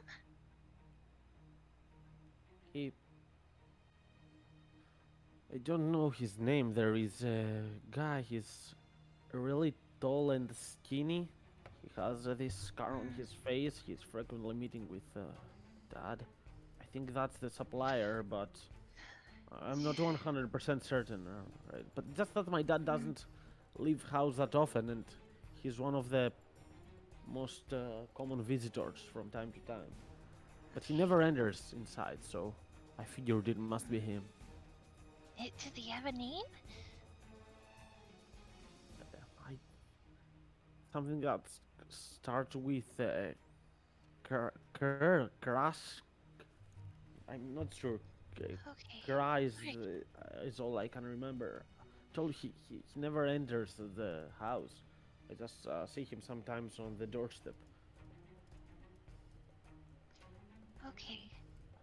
And Mr. Locke, he's going to interrupt the conversation. Looks over him. Can you please hold me a little bit less tightly? I'm starting to hurt a little bit. Juniper will just like kind of brace Locke's forearm and kind of like give it a squeeze and be like, he's gonna relax a little bit, right, Locke? You gonna relax? Locke. You think this hurts?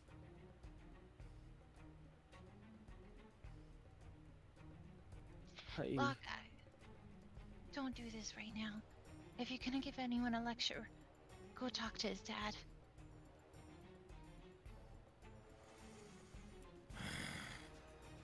And Locke's gonna let it go. We gotta figure out who the hell is coming in and out of Millstone. And why do we have people? Okay. Is your... How do you... You're scared of your dad, is that right? If I'm to be honest, right now I'm more scared of Macther. But please, can we put all this in a... I may be asking too much, but can we put all this in a pause? I still have to go fight Macther. I have to do this. You're not. You're disqualified.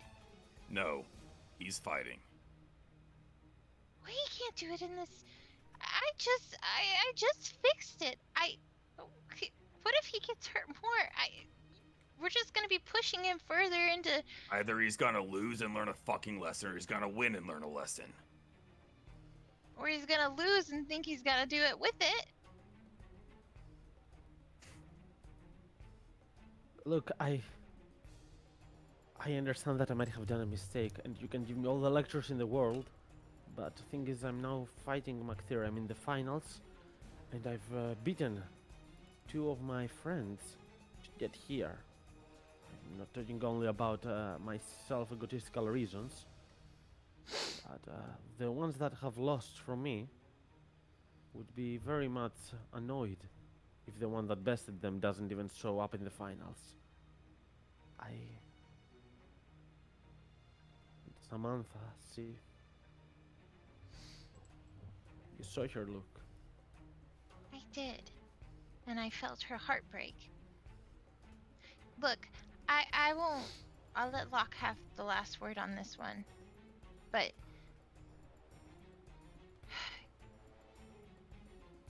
This wasn't supposed to... This is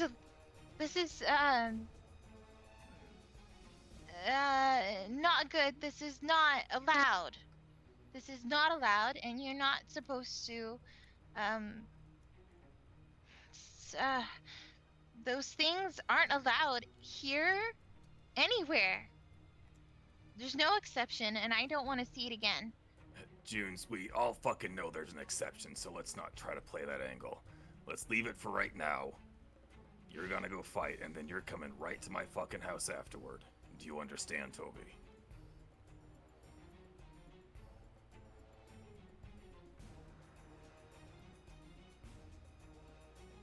Toby will nod. Says, I really have to do this. You don't, but I have to. You don't understand it. I don't care. Even if I lose, And It's- Belgas will just walk away. even if I lose, it's fine. In the end, all that is needed is that I have to fight. Why? I did well on the first 2 rounds, didn't I? What are we trying to prove here? What have you been talking about with Locke?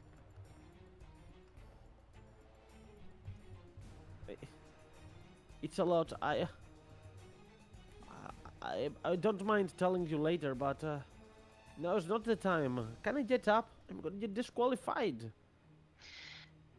You're almost already disqualified. I don't like this. And Locke, I don't want this to happen again. This is... You're just a kid. Okay, And I want to do this again then. no, Locke, talking to you. Fix this. I am trusting you. Get rid of this shit out of our place. I don't want to see this again. I Yeah, this is not gonna happen again. That you It can be better not. fucking sure of. What Toby's gonna do is he's gonna finish what he fucking started. We're gonna finish all this bullshit. And then I got some certain individuals to talk to.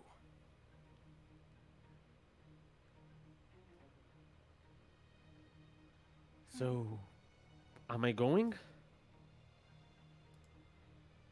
Yes, you're gonna fight, because that's the respectful thing to do for Macthier out there.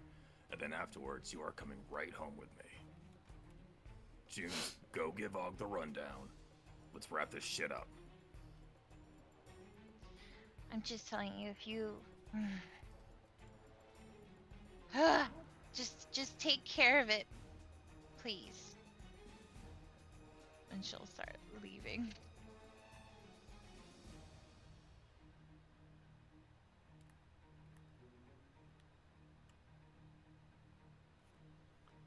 And as you move upwards, you're going to see people have been a little bit of silence and probably making some conspiracy theories about what might have happened and what is going on. As McTheory is just stretching a little bit, it's like looking at all those people, say, guys, people, relax. There's no way to be good cold feet. He doesn't stand a chance to win me, but he's no coward. He will show up. That will happen. The people outside saw Samantha leave, right? What did you say, Ogwar? Sorry? Like, the people outside saw Samantha leave, at least. That's all we saw. Yeah, that's pretty much it. I'll just say You it, understand why that not? something has happened to Toby, but no specifics. You know that Samantha called for people to go down. Yeah. As Belgos will arrive and inform Kaina of what is going on, and soon enough you're going to see Juniper as well coming out of the backstage's basement. Jennifer will kind of just like wipe off continuously like wiping off the shards of glass and stuff, and walk up to Ogvar really angry. What happened? Um, Samantha stormed out of there. It's exactly what we were worried about.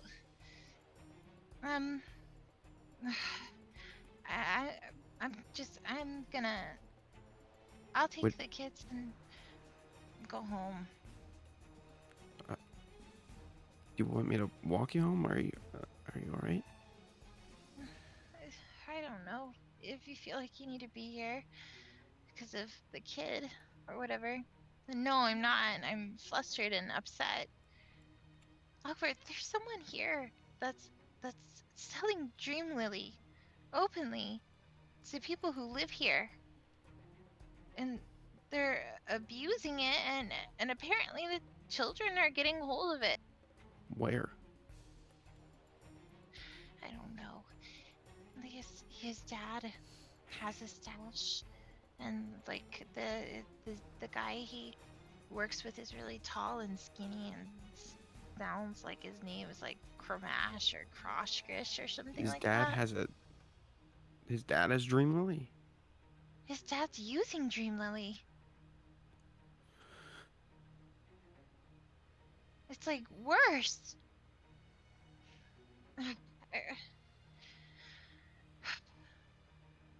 I don't even know what to say to Locke. I'm mad, and I know this is a sensitive issue for him, but we've been through so much over that stupid Dream Lily. We mentioned this, talked to him and Bray about it. This seems I don't know how we got to this point, but Millstone has someone here. It's making me mad. Wasn't our job supposed to be to keep Millstone safe? It feels like it's the last thing we've been doing. Everything's been it's been threatened multiple times, and now someone's inside, just using the one thing that's hurt us as a family and our friend, just selling it like candy. I thought I had appointed someone to make sure something like this didn't happen. Well, it didn't work.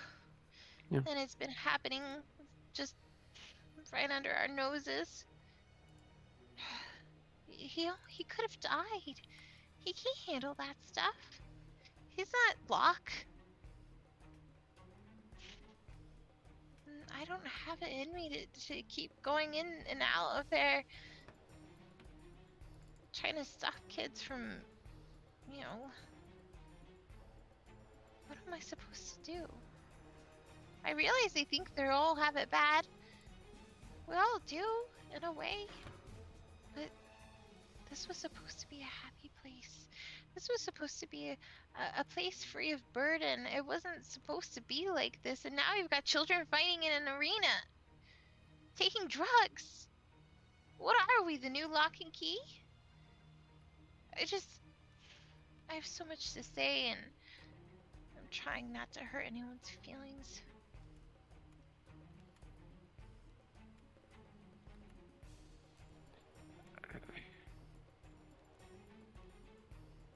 All I can think to do is try and find this person that's selling. I don't want to be the new Lock. I don't. That's not what I was trying. I know.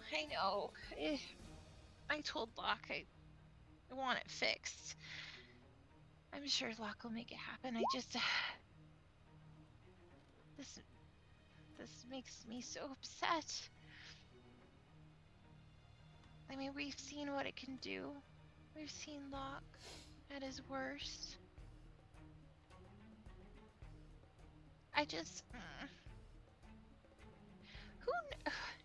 They literally they just snuck it into Locke's life. You know? Like they just slipped it in. They bent his, you know, his pride and his ego, and filled it with this stupid toxic waste. It's just I mean, what if this was Orin or Poppy? Like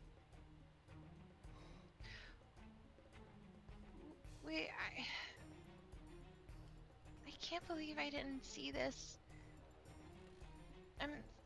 Or that we didn't catch it earlier before this even happened. I knew something was weird. I was trying to figure out what was going on with Toby because of Sam, but I only know so much. I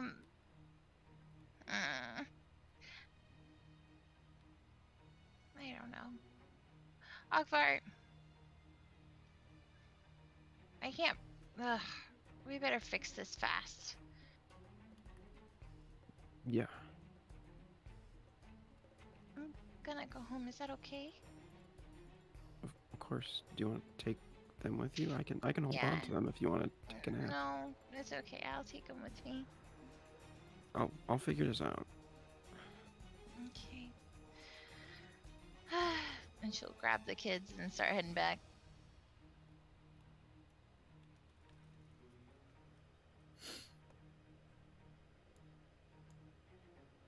At the same time, Toby and Locke, as you are watching upstairs, Toby will say, "It shouldn't have happened like this.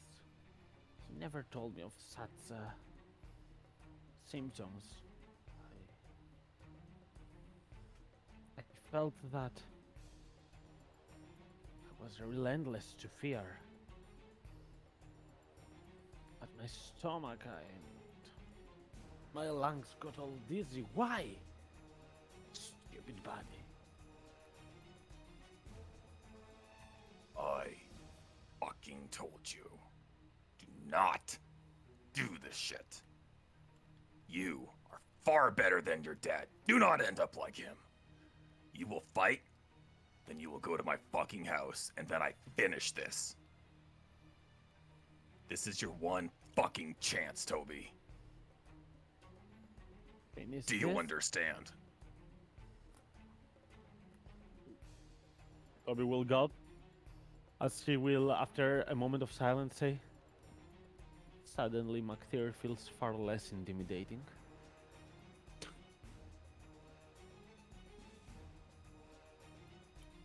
Look, all this, what you're about to do, is not about winning and losing.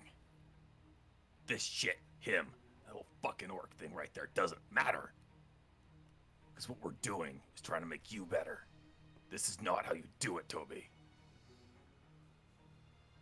You're gonna hear a lot more from a lot more people in the next few hours. So just fucking wait on that. Do what you gotta do here. Just be fucking prepared for afterward. As you reach the outside, the cold breeze will hit your faces as Toby looks at you, Locke, and will say, "All right. Even if I lose, I guess that's it. I have to fight."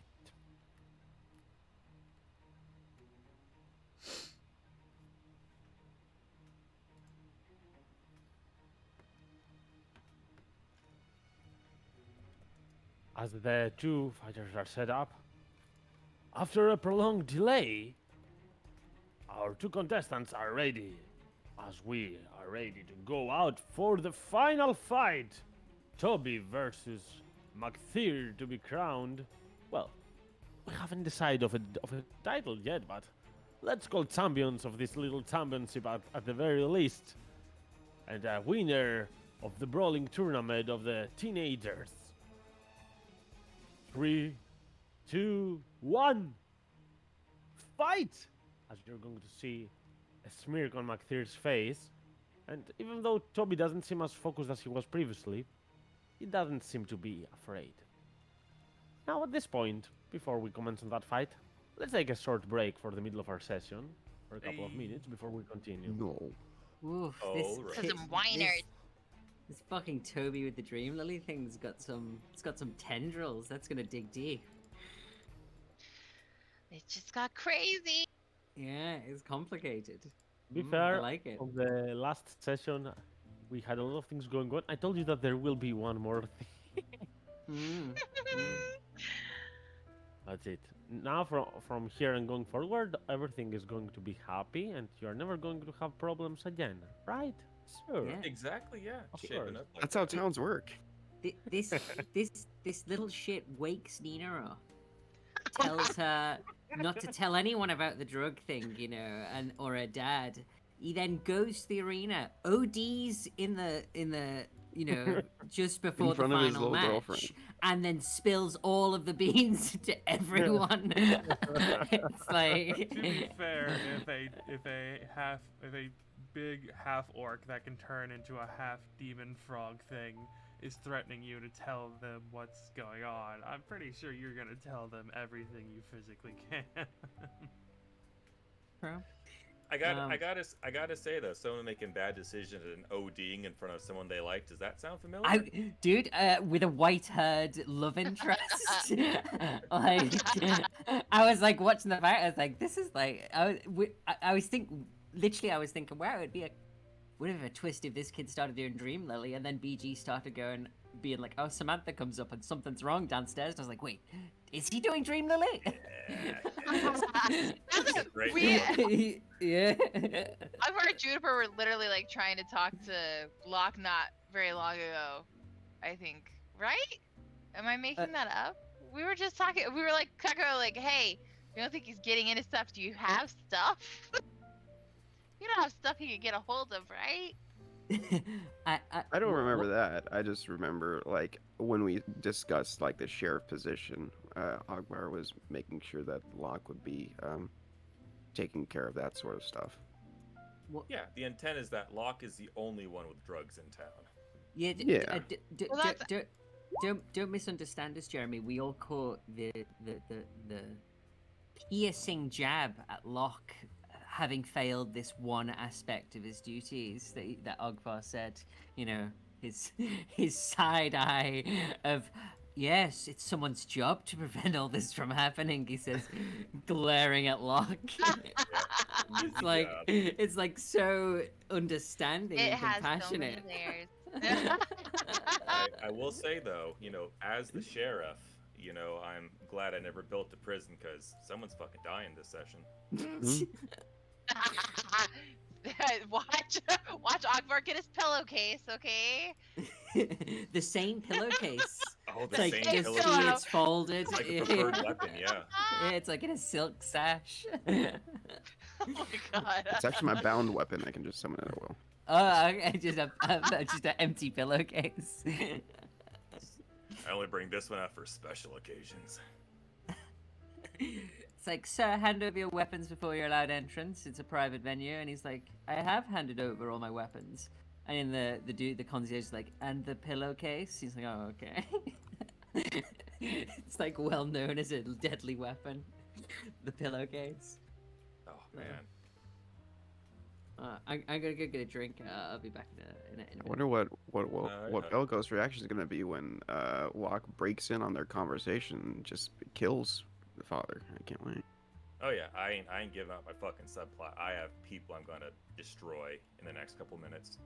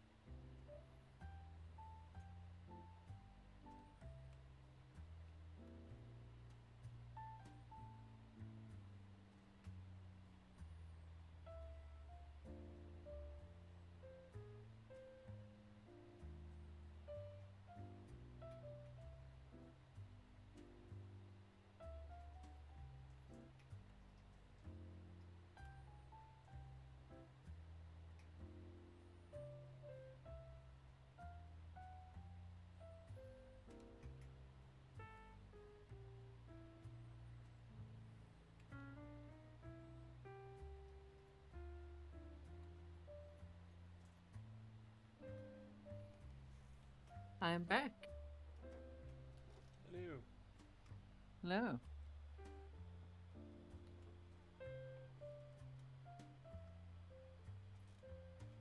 You know, I kind of, when BG's back, I'll ask him if he can move all the tokens to the arena. You know, all the millstone tokens. Okay. Yeah. It's just unimmersive to me that all of the people in the town aren't at the arena watching this. Huh. And I want to see BG manually have to move all of these individual tokens and then move them back. They're so carefully placed. I just wonder how long it took him to, you know, they're all smattered around. It's all pretty cool.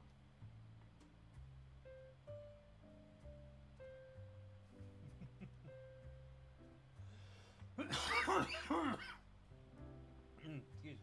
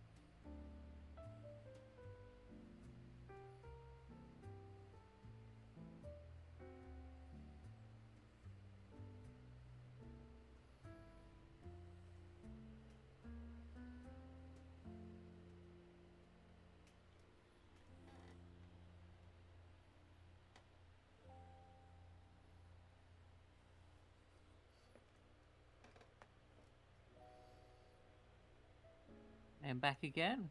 Hello. Hello. Hi. Mm. Do you guys Hello. hear me? Yeah. Mhm. Yeah. Okay. I mean, you're peaking out my audio levels, but other than that, I like. So in real life, guys. Like real Mm. life. real stuff. Yeah. So What's that? kids, they fight in real life, right? And and they've done studies and stuff at having like a physical output. Like whether it be like wrestling or like physical sports, can reduce otherwise aggressive actions that kids can take. Just as an outlet and stuff.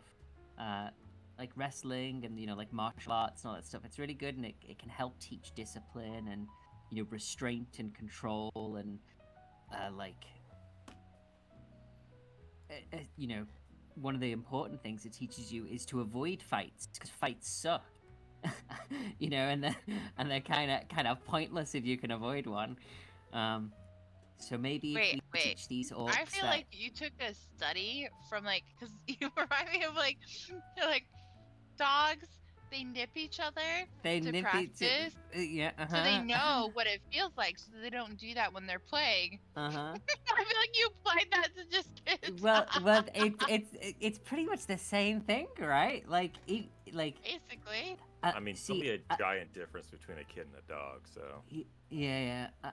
And like a lot of people, I got a couple of friends that were like security bouncers, and the thing that one of them used to tell me is that the people that like get into random fights are often people who've never been punched in the face.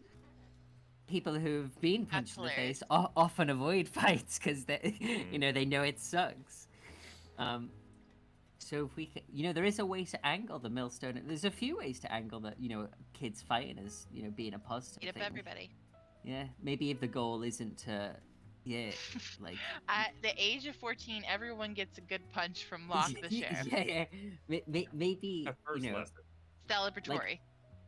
especially religiously. I think traditionally, I think them fighting's fine. I think they just need to understand that the cooler thing wouldn't be to make someone bleed, but to beat them without making them bleed. Incapacitate rather than injure. Something kind of funny. I was curious, so I did look it up last session. Orcs are considered fully grown at the age of 12. So if they're like 14, 16, these are not kids. They're just people. They're just adults.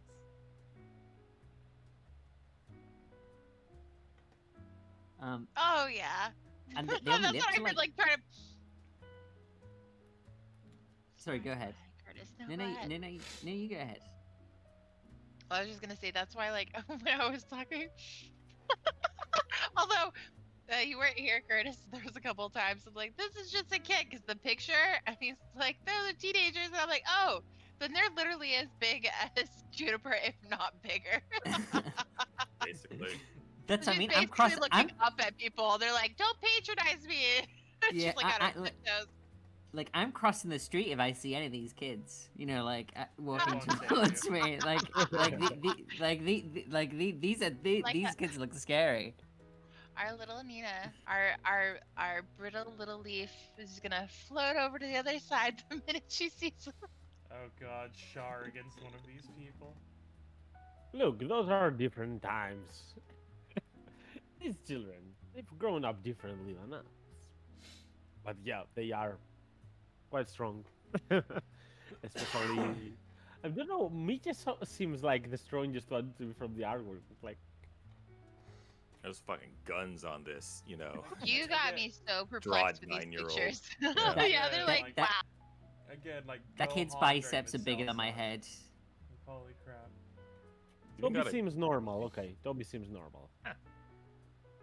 Kind of If I bullet don't wound in believe his me, head. Have the Come orc on. is physiology, so I guess in our eyes it seems like okay, that's how orcs have been depicted traditionally, and so. But Samantha is also quite strong, nonetheless. They're We're back all here. incredibly We strong. are in the finals that are going to start right now. Just to confirm, the one that I didn't hear was Brennan. Are you here? I'm back. Yes. God, All right. Brayden's had absolutely nothing to do this whole session. Oh God. Nonetheless, we're gonna go back here as the voice of the referee is going to sound as 3, 2, 1, fight! As McTheory is going to rush, you're going to see the moment that McTheory takes a couple of steps. Toby's feet for a moment shaking, but then he's taking a deep breath. And as McTheory jumps right next to Toby, he's going to bust out a strong punch that is going to hit McTheory in the chest and stun him momentarily as he takes a couple steps backwards. He did not anticipate such fierce reaction. Toby looks at his arm and says, a bit surprised that this worked. But then he is going to smile a little bit as he rushes towards McTheer. An intense fight will ensue that is going to be so close for some moments, but every time that McTheer makes a mistake, Toby takes some advantage of it and gets a small strike. On the contrary, when Toby makes a mistake, McTheer capitalizes so much more on that Toby's weaknesses start to follow one after the other as Toby seems to be getting solved and cornered as he's being tailed and chased by McTheer hit through hit. As moments later he's going to be shoved down into the ground right there as McTheer looks at him saying, I'm surprised, Toby. If we did a fight just a month ago, this wouldn't even be a fight, but now we're fighting a great deal of trouble here. As Toby stands up and says, sorry, McTheer, didn't even hear what you said, but I'm not fighting for you. As he will just make McTheer a bit angry, saying that as he goes him, lowers his body weight and with his shoulders and upper body, just grabs him and pulls him down, shoving him down into the snow as they get into a small fist fight. While Toby is on top of McTheer, right there. You can hear him screaming war cries, but McTheer will overpower Toby and shove him down in the distance as he stands up and says,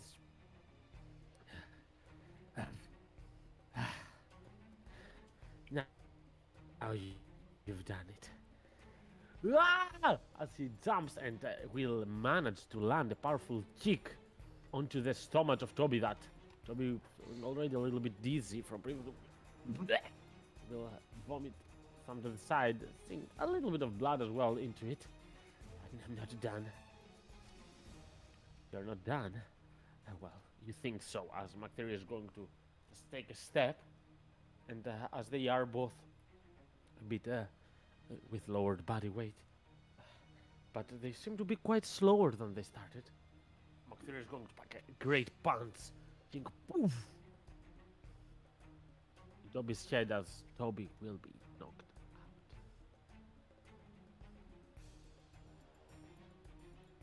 out. As Toby tries to regain his senses and referee will sound 1, 2, 3. The winner is McTheer! As people will start clapping, the healers will heal Toby. As McTheer will offer his arm towards Toby and said, dude, you fought really well. Next time, I will start immediately. Not underestimating you. Sorry for the trash talk. You've earned it. As Toby will fake a smile for a moment, grab his arm, stand up. As you're going to see that Toby is searching around, looking at the crowd. His eyes will lock as he reads Samantha. But Samantha, as he sees him staring at her, she is going to leave. Teenage drama. McTheer will be crowded as people will start leaving McTeer and Toby will go to the basement to take their backpacks. Soon enough, you're going to see McTeer in the center with the veteran here that's organizing the arena master. As he will say, wielding his arm up high, says, in the past, alongside the other orcs, we used to fight all the time, as is tradition. Let us keep the good values of this tradition. Please.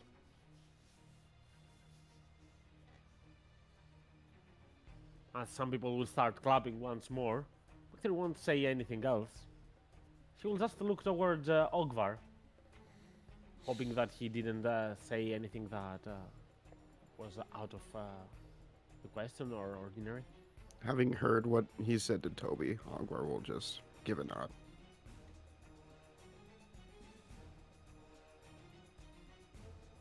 And slowly, this will be called a day. We'll start leaving. Locke, you're going to see Toby with his backpack, re-emerging from the basement. Do I have to your house now?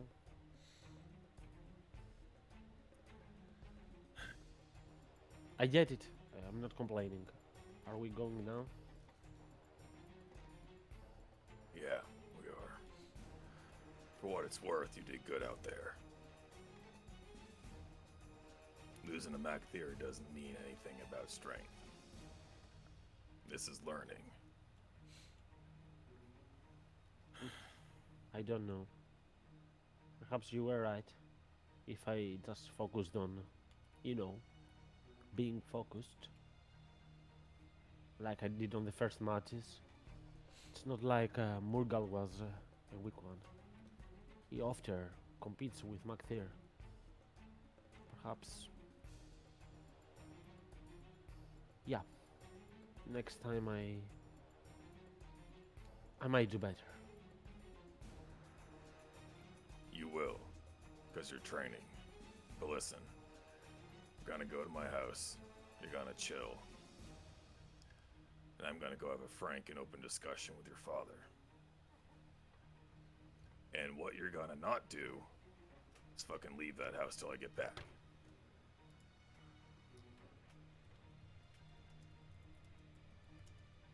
Come on. Toby will be quite silent during the walk to your house. As you go there, Vina in the same time will say at Juniper. Did Juniper leave earlier from the arena? She took the babies home. Okay, that makes She sense. didn't want to deal with the stress of the situation. I guess it makes sense that Vina would return alongside Juniper. She was not here. I was for gonna Yeah. say she probably dragged Vena along. I thought we were gonna watch Poppy and Oren fight too. No. No. Toddler fight. Mina needs to be The baby there for fight. that one. The little bungee rope thingies. Yeah. Just bouncing around. Well, we still have one more thing. As Belgos did leave earlier and did start moving towards the house here. Yes.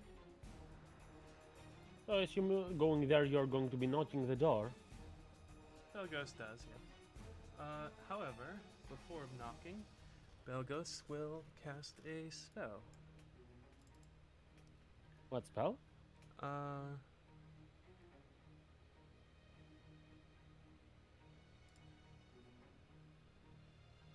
Detect poison and disease. Okay. I will say that liquor and alcohol in general is considered poison, since it grants the poison condition if you drink too much. So I say that you do sense quite a lot of liquor, but not any psychoactive liquids like the one that you saw earlier. At least from the doorstep, perhaps. If you enter, you might sense something more. As you knock, you're going to hear a voice. Yeah. You little shit, you forgot your keys again? As he opens the door. Oh. Sorry, I thought it was my... Doesn't matter. Can I help you? Yes, I have something I'd simply like to discuss. May I come in? I think whatever you need to say, you can say from here. Belgus will, like there's the slight tilt of the head, and Belgus will just nod and say,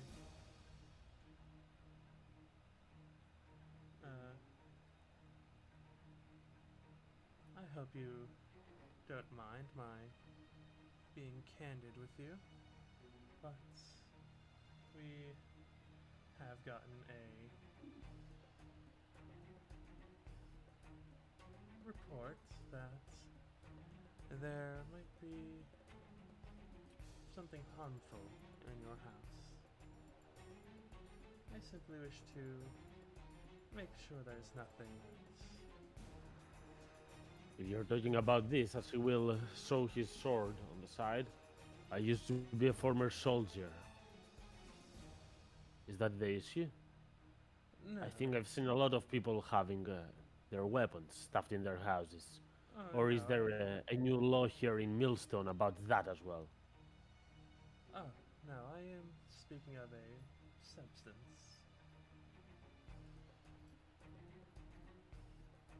Benny's will immediately get a little bit more serious as you say that.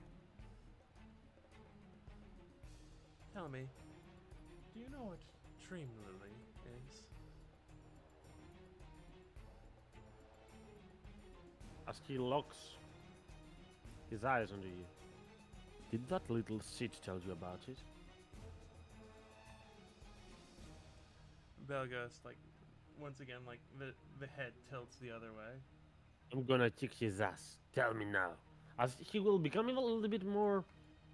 I won't say exactly violent, but towards that side, as he will grab you by the edge of your shirt and say, tell me. Did Toby tell you about that? Who told you? I'm afraid that I cannot tell you, as it would.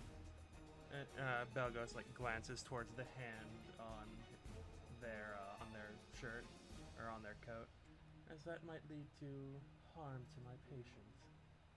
Now, sir, I was being polite earlier. Let me in.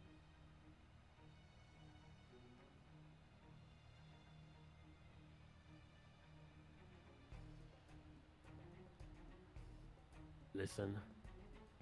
This is my house. Whatever happens inside my residence is none of your concern. I don't think you have any jurisdiction in that. Priest.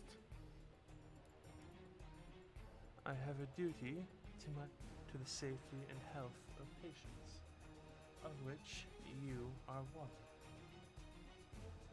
Does Belgos detect anything on him? Like any That like he's drunk, but he's not under Dream Lily or something of that sort. okay. Now that the door is open, can Belgos detect anything? Or? No. Nothing changes. But I can say that you do see a staircase leading downwards, and you do know that the exposure in the seed is blocked by a lot of materials easily, so it is possible that you cannot detect anything that is either on those rooms or in the basement.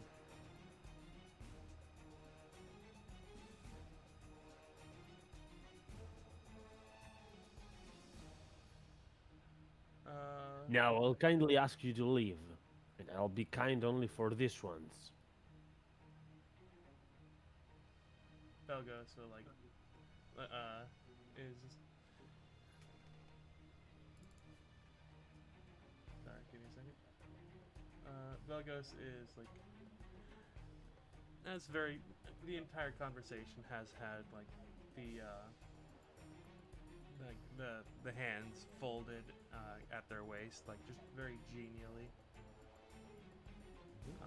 before they will say, let's see. Sir, I am trying to help you.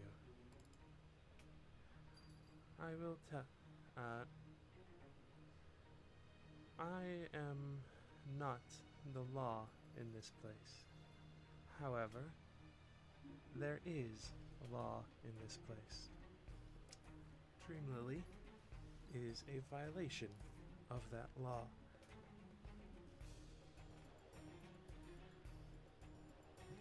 I cannot help you if you do not let me.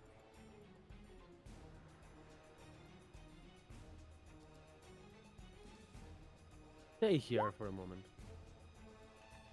As he will not close the door, he'll go deeper in and he will gonna go to a small cupboard and start searching some stuff.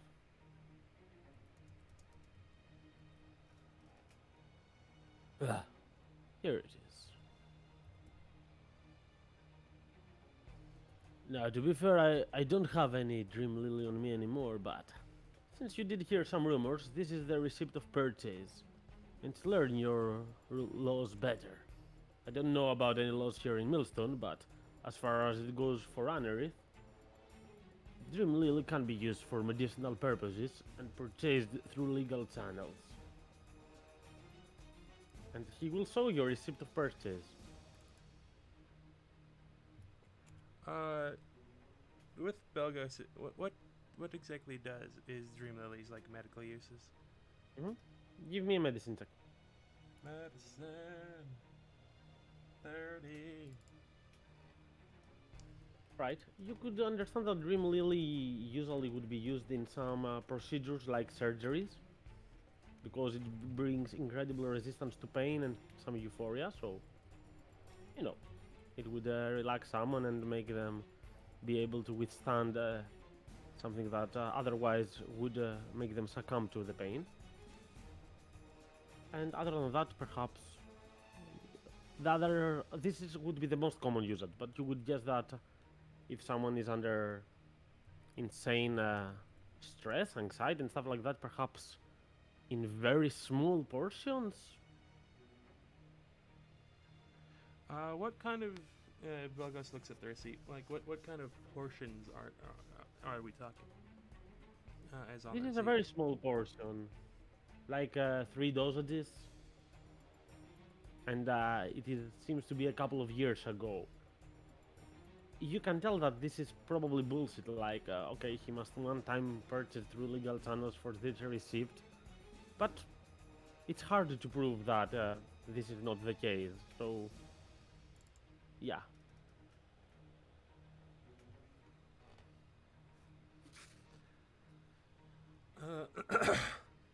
Belgos will like look towards the receipt and will look towards Toby's father. Will hand back the receipt and will turn around, and as they walk away, they will tell Toby's father, "Just remember, I tried to help you."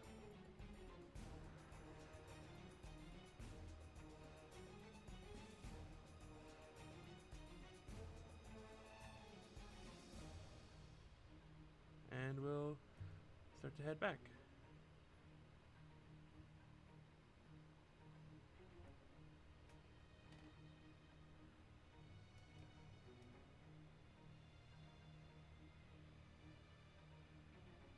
Alright.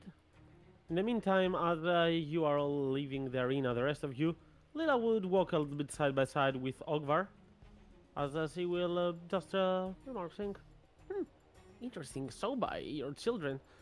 Well, I guess perhaps if we adhere to some parts of this tradition, perhaps in the future we might train some of our own people to follow along. I'm not sure if we would be on par with it. We won't pressure them, but at least we can give them the option to participate. Well, I was having the idea, like, during the fight, because, I don't know if you saw the arena master came over and had a conversation with me. He wanted to, like, not fetishize it, but, like, bring more eyes to it, I guess. I was thinking maybe we could hold more than just martial showcases. So maybe something to do with like arts or something. Um, Maybe little plays in here. That'd be nice. Just so it's not like, oh, tournament after tournament beating each other up. I think that would be good.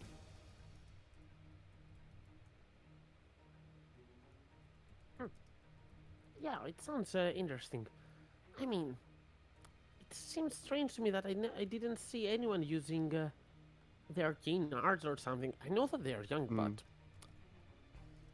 our children, when they are teenagers, they usually learn their first, or if they are even more talented, their second cantrips. Usually at that age, not all of them, but the ones that clearly are heading towards the wizardry department to research, they usually learn them around that time. And yeah, there's so it would make for such a cool show here to see depictions of strength of various abilities and not just brute strength and speed, which is something that I respect as well, of course, but it's not the only thing. Mm-hmm. Definitely. Maybe I should start lessons on sort of magic stuff. Um, well, I have to go, but I was wondering if you could maybe talk to Mr. Olkelbroom. Uh, um, we just recently were thinking about particular scares and sort of like if something were to come up dimensionally, and we were wondering if like you all, since you've been around here longer, knew of any sort of portals or something that could pose a problem. From that's that's a lot. From where? It I mean, is. I'm sorry. we have the druids that know some portals and crossings to the Feywild. Uh, but are we talking about the Feywild or something else here? I, I don't know. I mean, we've like encountered people that were able to manipulate portals and maybe change where they go. I'm very low on the well, I guess high on the totem pole is the more as like accurate represent. Sorry. I'm less attuned to the arcane arts than most that practice it, but we have seen people use portals for nefarious means and changing them. So we were just wondering if there were any nearby that like maybe we could keep an eye on. All right. I'll discuss it with Gilbert, and perhaps at the next meeting of the council we will see what we can find from our research. Is Yeah, that good, sure. Mr. Ogvar? Absolutely. I mean, yeah, definitely. And you know, that can totally be your jurisdiction. I won't poke my nose in unless you all want us to. We're just making sure we cross our T's and dot our I's, you know. It's all right. We are together in this. Don't mind it. It was nice catching up with you. If you ever it have was time, really fun. meet us by my reading party, right? I'm Oh, looking definitely, forward to definitely. that. All right, I'll see you later. Starts walking on.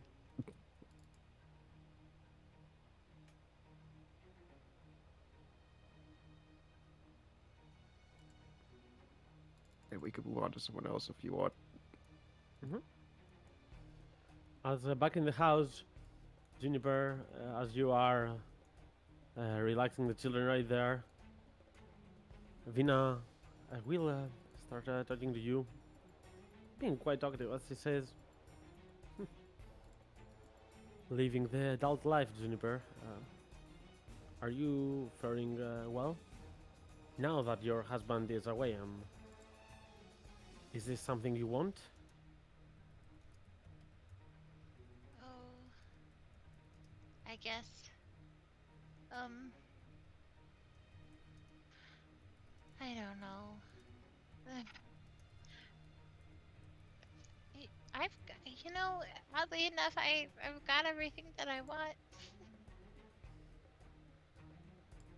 I guess. I don't know. These are not responses for a person that is certain what they're doing. Well, I mean, I mean, to be fair, there's no chance you can become a worse mother than, well, mother. But that is not something to smile upon. This is just the cruelty of our own fate in the past. yeah. I mean, I'm blessed that I can just start over, basically. Although, I guess the guilt lingers. How about you, Venna? How are you dealing with everything? I've these last couple of years quite rough, and surprisingly nothing to do with mother. Kind of rough. No? I Yeah, I mean, okay, there were some visits from her from time to time, some nuisances, nightmares. I don't know if you've experienced that, but oof. And Sadly. yeah, but you know me, I'm good at staying off the track. I I did manage several times to make her lose me. It's surprising. But then I got myself a little bit entailed in some strange activities. One thing led to another. Found Oh, some purposes.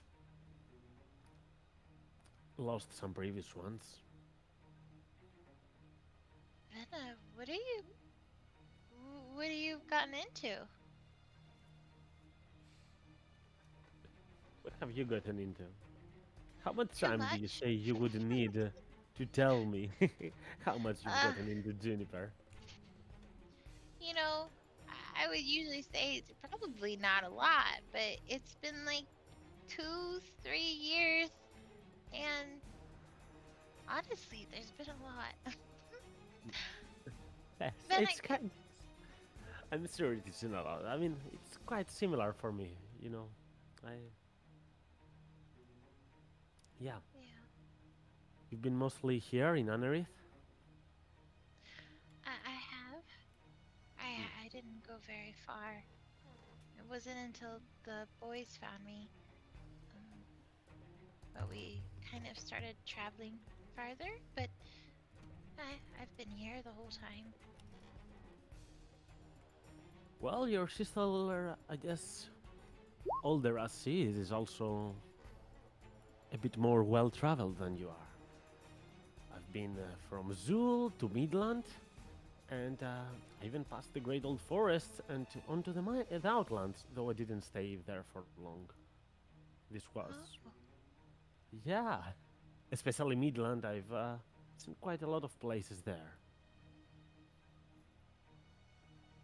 oh, did you? When we were separated, I mean, the whole time I thought you were dead. Did you think the same about me? Oh, well, certainly. Oh, I mean, you can imagine the chances. When I first, well, it was actually Mother that kind of revealed to me that you're alive. By mistake, by accident. But she did, I recalled her during one of my real nightmares, saying your name, and I'm like, Juniper's alive? Huh. And then I started looking into the north of a great old forest, trying to reach rumors about the gloomy quagmire, perhaps discussing with some druids of other areas that have been through that area, which was where we were separated. And I don't know. Afterwards, one thing came into another. Then I heard of Mother's plans to visit you in your dreams about some favor that she wanted and that she was after all those quarry. God, just speaking about this sounds so complicated. What the hell we've been through? Yeah, it got really complicated. Benna, can we? Is she? Is she really dead? Do we know for sure? Who knows? I don't know. Oh, I thought I'm you'd not, at least know. I'm not I'm not omniscient, and I'm not like you as well. I mean, I I saw you on those days that we were in the dream state. I know it was a dream. It's in there that you were, but judging by what Ogvar told me about you, you are quite proficient in magic. I don't do such stuff. I know a couple of tricks, but I'm no caster like you. Well, then, do you? Has Mother told you about like this duality or something? Like God, I have so many questions. I know this isn't like the right time to ask them. But I just there's no right time, and I just want to know. Like she had so much to say to me, and I felt so confused because I didn't know because we were in a dream, and then the quarry. Ugh, they messed everything up. I've heard about it, but I'm not sure if I would believe her if I were you. She might Oh, not be lying, but we've seen her in the past. What do you think are the chances that she's lying versus being truthful? just as murky as they are now. Well, You know, I can probably lead a non miserable life as long as I don't care about Mother and Mother doesn't care about me. I hope, even if she's alive, that she stops being a nuisance in our lives. She has already ruined a lot of the parts that nobody's supposed to ruin. true. And I have plenty of problems even without Mother, and I can see that you also have, so yeah. That's true too. I think Gogvar and I are just concerned that, you know, now that we have our own children, it I don't want her to interfere. Ugh, I I don't want her to interfere. I don't want her to have to do to enter their dreams. You know?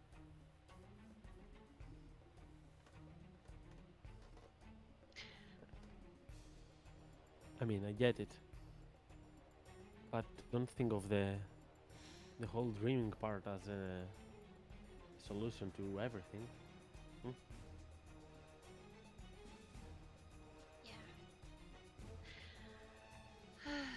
I mean, that's what Mother thought, and then she got ambushed by all those quarry, and Yeah. if you dig deep into that, it can get so much worse and worse. I don't know, it's scary in other dimensions. I've heard about a lot of stuff. Frankly speaking, I don't have much experience with other planes. I've seen terrorizing stuff on this plane, so I don't want the terrors of other areas as well. Yeah. I kind of thought, hmm, whatever we wrapped up things, that like mother would just, I don't know, there would be just kind of a relief and a security in knowing that she's not there anymore, or I don't know. Should I feel relieved? Should I be feeling safer? That she won't come back? Juniper, what life has taught me is that it's not that people shouldn't focus on the bad things. It's more about actually focusing on the good things. Don't. It's not like you're going to force yourself to forget the bad stuff that happened with Mother. She might return. Who knows? She might. I don't know. She might return and go visit us and be like, "Mwah ha ha ha! It's been me all along," and I don't know. She's that kind of person, isn't she? She always was. Yeah. But until that happens, there is nothing better you can do than actually live your life. To the point that there are no regrets, even if your master plan ultimately bests you. I guess. Really? Really, I mean it. We have lost so many years of our lives. We cannot lose more. It's true, I don't want to. I don't want to spend the rest of my life just scared to sleep. Scared for my children to sleep. I don't want to feel like I need to hover. That's why I guess I'm stressed. Because I thought being done with all of this would just kind of let it go and just the world would feel so much safer, but it doesn't. And I seem to have buried myself in a lot more conflicts. So I guess you're right. I don't know, but I'm happy you're here. Oh, and what are these loose ends that you have? Do you need help? Do you want us to help? I, I guess I could say that on the last couple of months, things have been going a bit better. The the last year, especially the year before that, was a total mess. Bloodbath, if I may add.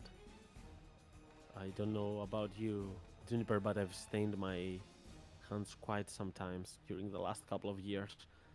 But no regrets for most of the part.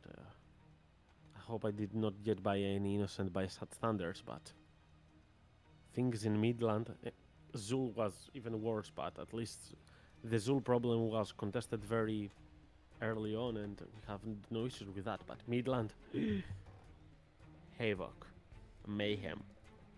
You can't imagine what was going on there the last couple of years. I don't know, are they in good terms with Anerith? I have no idea about their political means. Have you heard about anything about the blood Oh, of the no. chosen? Blood of the chosen. Mm, what a faction, thank God. Well, Oh, I'm afraid to say that I'm not the protagonist of that story, but at least I was close to the protagonist. It was.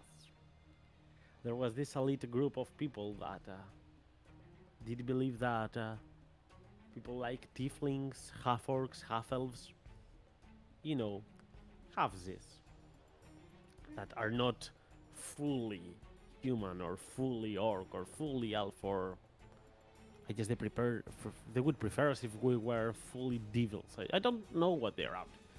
They thought that we were all a disgrace for them, and they had started arranging some plans for a big ritual to sacrifice not tens or dozens, not hundreds, but thousands and tens of thousands of half-blooded people simultaneously to channel their energy to summon some powerful creatures that would aid them to further improve their goals and achieve their goals and improve their strength. Woo! oh, Thankfully, my. we had a demigod by our side. Oh, wow, what was that like? Impressive. But I have to ask before I continue.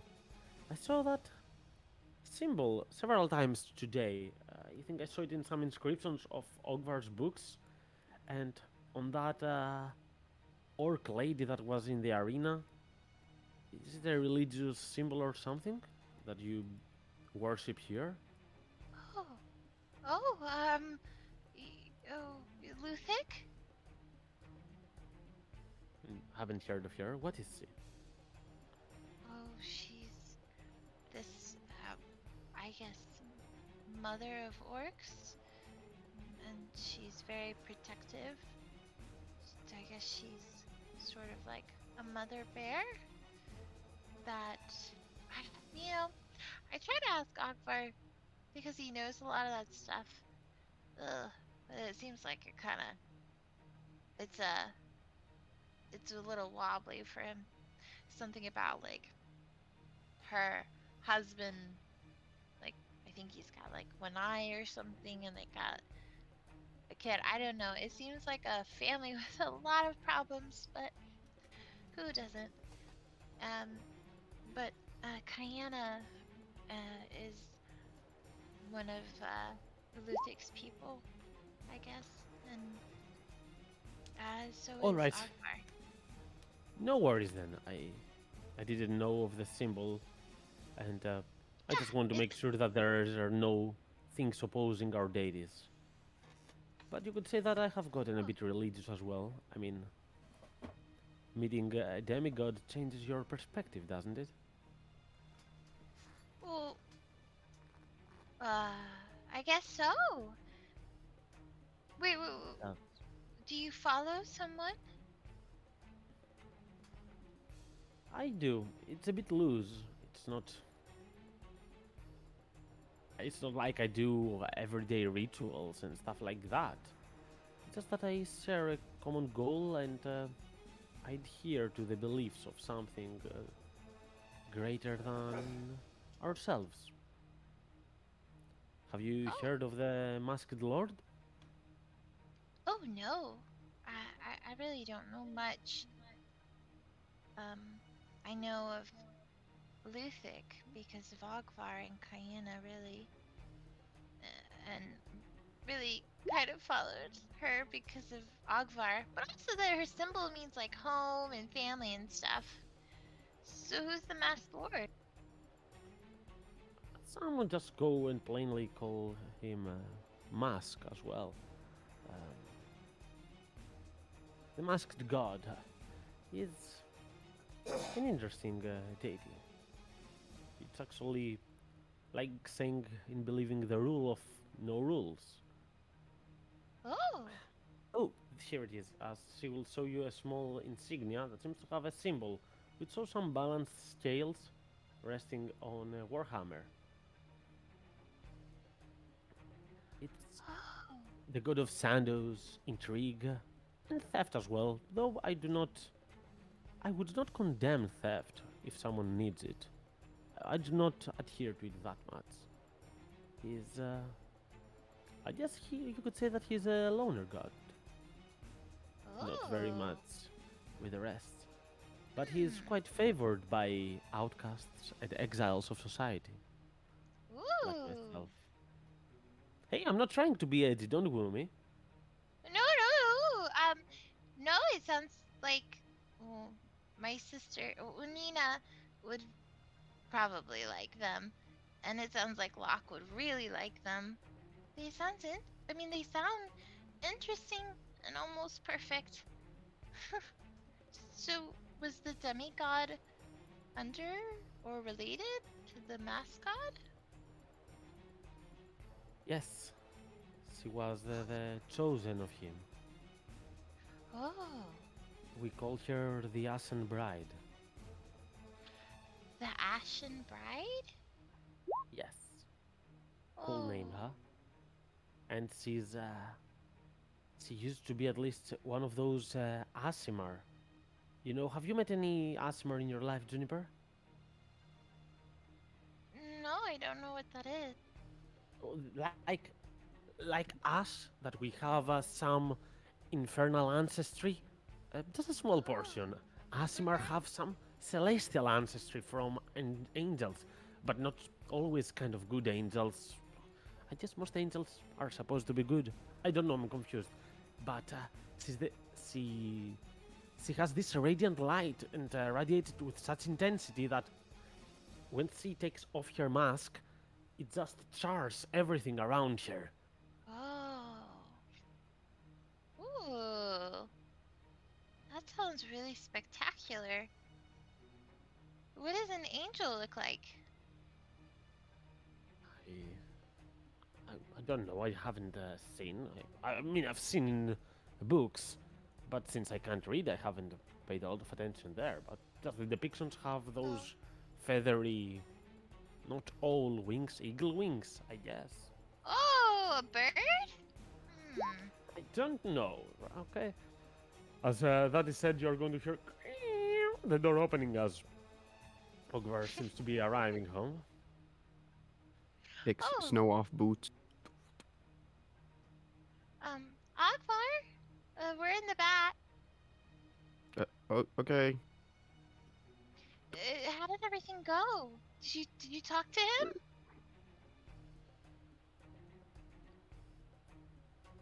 Talk to. Wi- Did you talk to anyone? I talked to Lila. Did you want me to talk to someone else? Locke? Toby? Locke left immediately. I don't know Ugh. where he went. I mean, I can go check. It's okay. It's probably better off that you don't.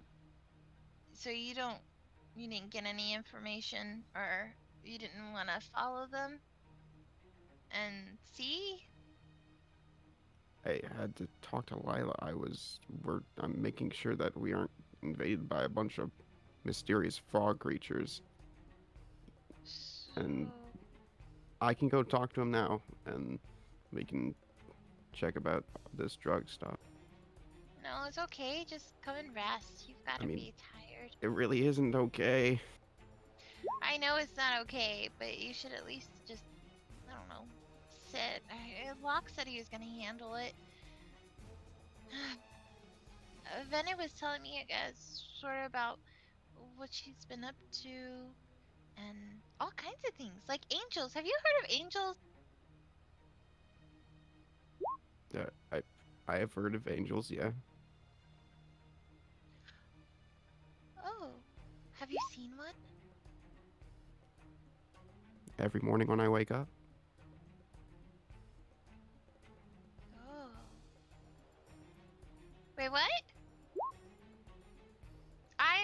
It's you. What? I was referring to you. Oh, that's so sweet, I think. If I knew what an angel looked like. I think they're supposed to be pretty. I mean, that's why I say it. If not, then I can stop. She kind of shrugs. Well, Venna likes them, so I guess they're good. So, ugh. Okay, so what do we do? What should we do? I don't know. I mean, I assume if he said he's gonna fix it, then he'll come and let us know when it's fixed. I mean, other than that, I guess get ready to drag Nina by her legs out so we can go find this lake lady. Oh, are we gonna still go by Ironhaven or Highland? Oh shit.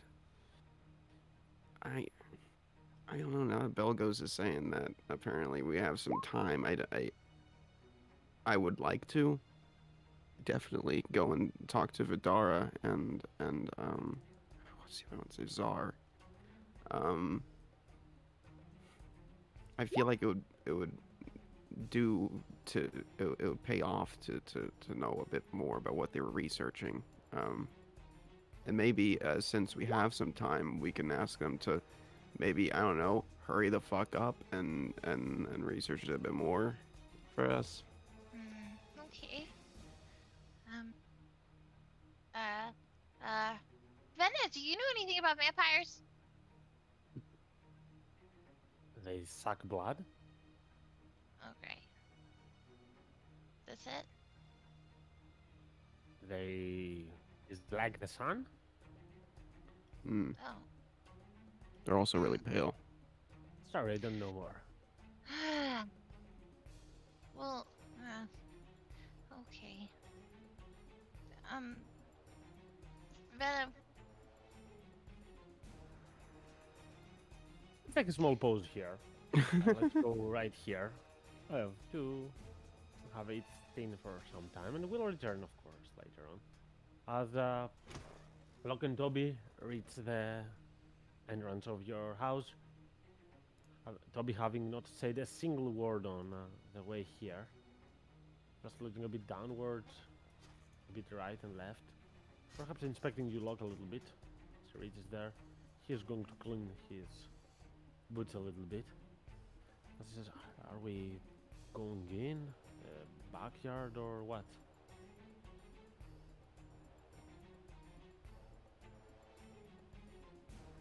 Yeah, we're going in. And then you're gonna chill there while I go back out.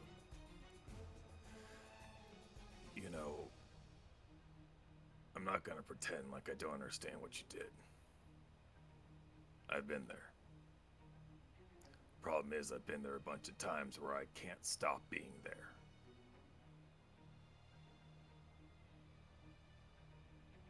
I can't Why? have you doing the same thing, Toby.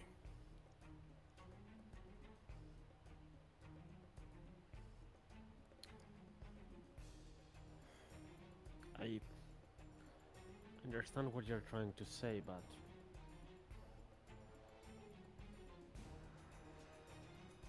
I don't know. There's no but. You are right.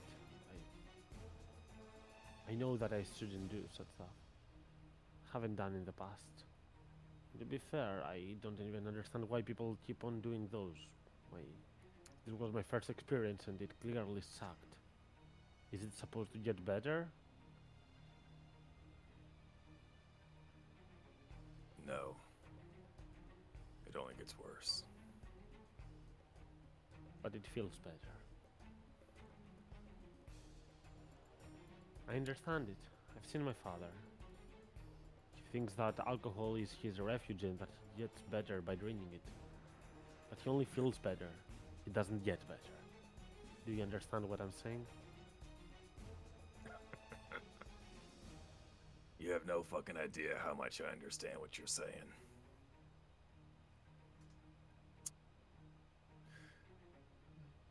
Toby.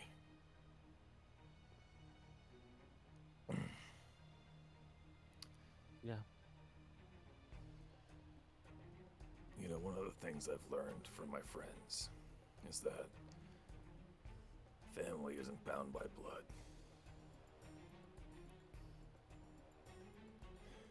It's about who you want to be a family with.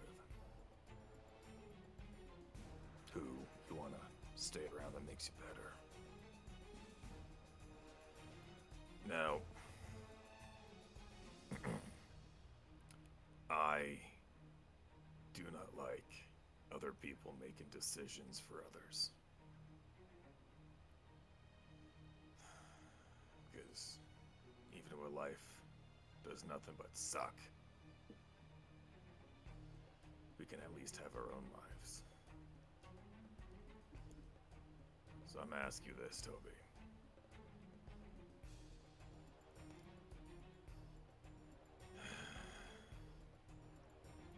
And just in that moment, Locke takes more than a few moments just because he's in a very emotional, charged place right now. And as he is kind of talking to Toby, he's seeing himself as what he wanted to happen when he was Toby's age.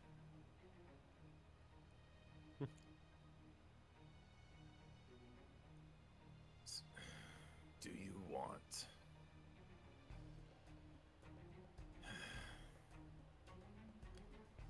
you want to live here?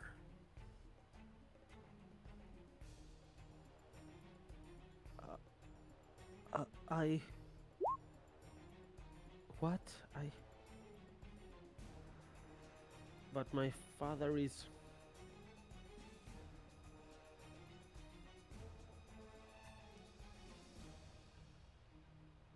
Mr. Locke, it's...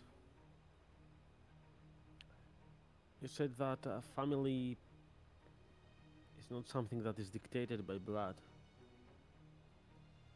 I've heard this phrase quite sometimes in my life, be it from other children, from books. I even recall a play saying that in the past.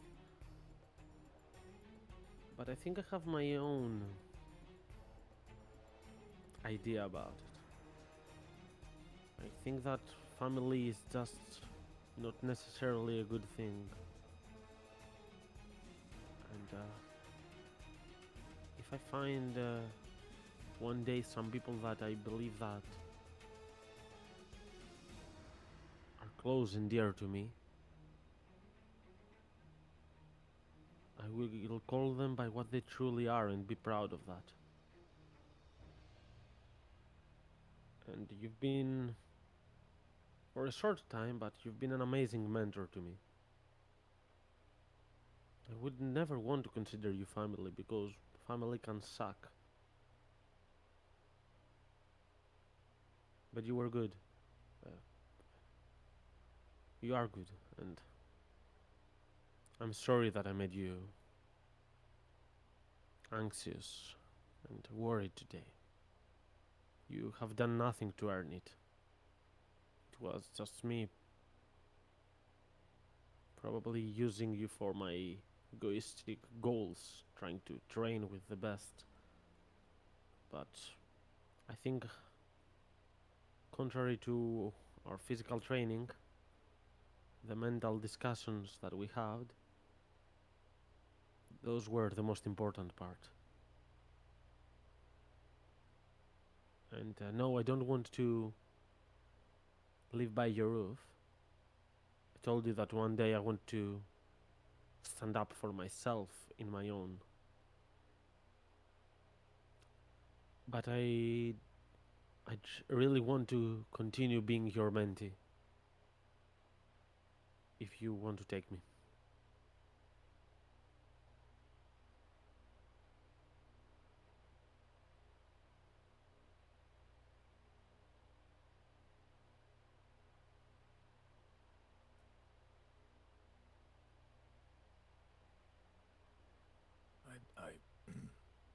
I do, Toby.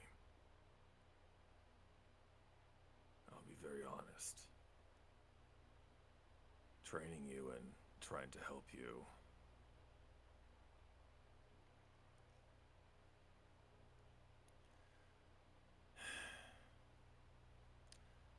is my attempt at fixing things that can't be changed.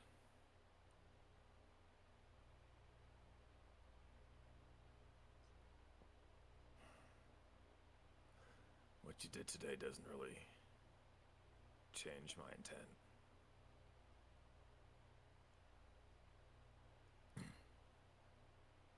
I want to just try to get you to wherever you want to be.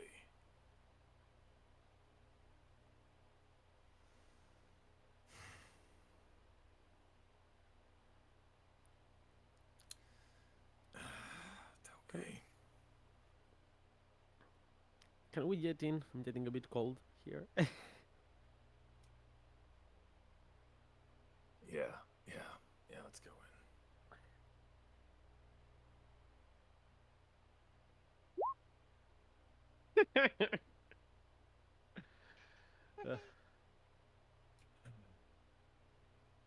Fuck. Nina! Nina is. I guess you'd be able to see actually coming in through the front door, but the lounge, the curtains are drawn, the lights, the candles are off. It's just dark in there. But you shouting out, I think you'd hear, like a gasp and like a stumble, maybe a chair moving as Nina wakes up from her little nap with her head on the windowsill. She would take a few seconds to catch her bearings. She'd be.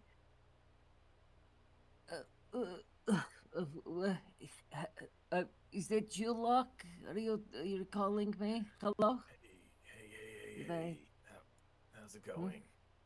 Oh, the fireplace is on, and it's roaring, and it's clearly been stocked with probably too much wood a little while ago, and some of it's burnt down to cinders. And she like glances at the windowsill, confused for a second, and the curtains, and then shakes her head, and there's a brief flash of I don't know, maybe fear across her features, just a very brief flicker, and she moves the curtain and glances outside, and breathes a quick sigh of relief, turns to look at Locke. She sat on the chair. She says, oh, sorry. I I was just I was sleeping here. I came back. I went outside, Locke. I Oh. today, yesterday. Was it yes? Was it? I I I I I don't know how long I've been asleep. It's been a while. Oh, I had something to tell you. She like holds her head and like rubs her temples. Oh, it feels like it was so long ago. Mm, there was. It'll come to me. It'll come to me. But what's up? You shouted my name. Is everything all right? Are you okay? Have I seen you today? Have I spoke to you today? No. I left when you were sleeping this morning, and I was doing that fucking tournament thing. Are you okay? I'm okay. I'm warming up, and I'm tired. Yeah. Sorry. I totally cut you off about going outside and shit. Oh, what about you? Are you okay? Everything good? Um. You don't look good. You look like you have bad news. Is that and like she squints in the darkness, and then blinks a few times and realizes she can see Block perfectly fine.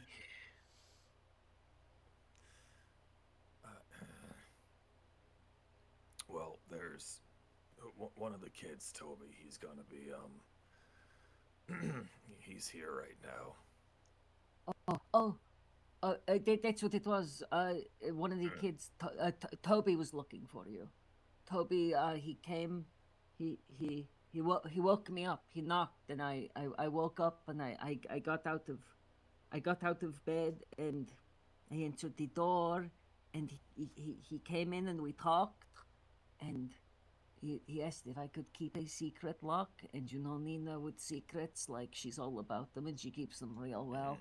But I Yeah. kind of figured I should, I kind of figured I should break. I didn't promise or anything that I'd keep it, like promise that I'd keep a secret.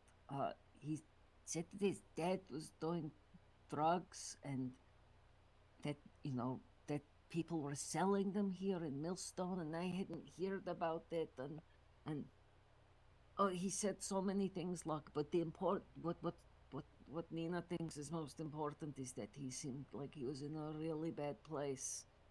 Like, I, he's a kid. He shouldn't have to be wondering, thinking about, oh, my dad's going crazy on whatever he's taking, and I don't know. I don't know how bad his dad is, but it seemed that kid was not in a good place. I'm sorry, I was supposed to tell you and I completely forgot.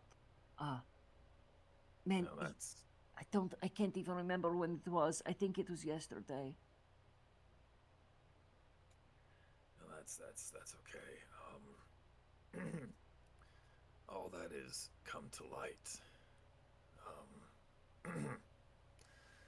Toby, Toby tried doing some Lily in the fight. Oh shit, no, really? Yeah. Wait, the fight? What fight? Oh no, he mentioned the fight. He said he was going to get his ass kicked. Yeah.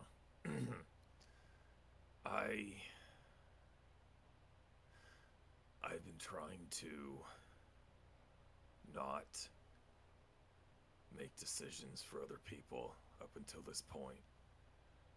But with what just happened, I am going to I'm going to implement a forceful change in the next couple minutes. Okay, well, Because I'm afraid that if I keep trying to help from the sidelines, it's gonna get worse. Especially after today. So, you, just. are you talking about, like, you say, implementing forceful change? Sounds a lot like, and like Nina, like, limply, like, makes a choking motion with her hands for a second. Am I reading that right? I'm pretty sure I'm reading that right. Well, no one's gonna die. Okay. But I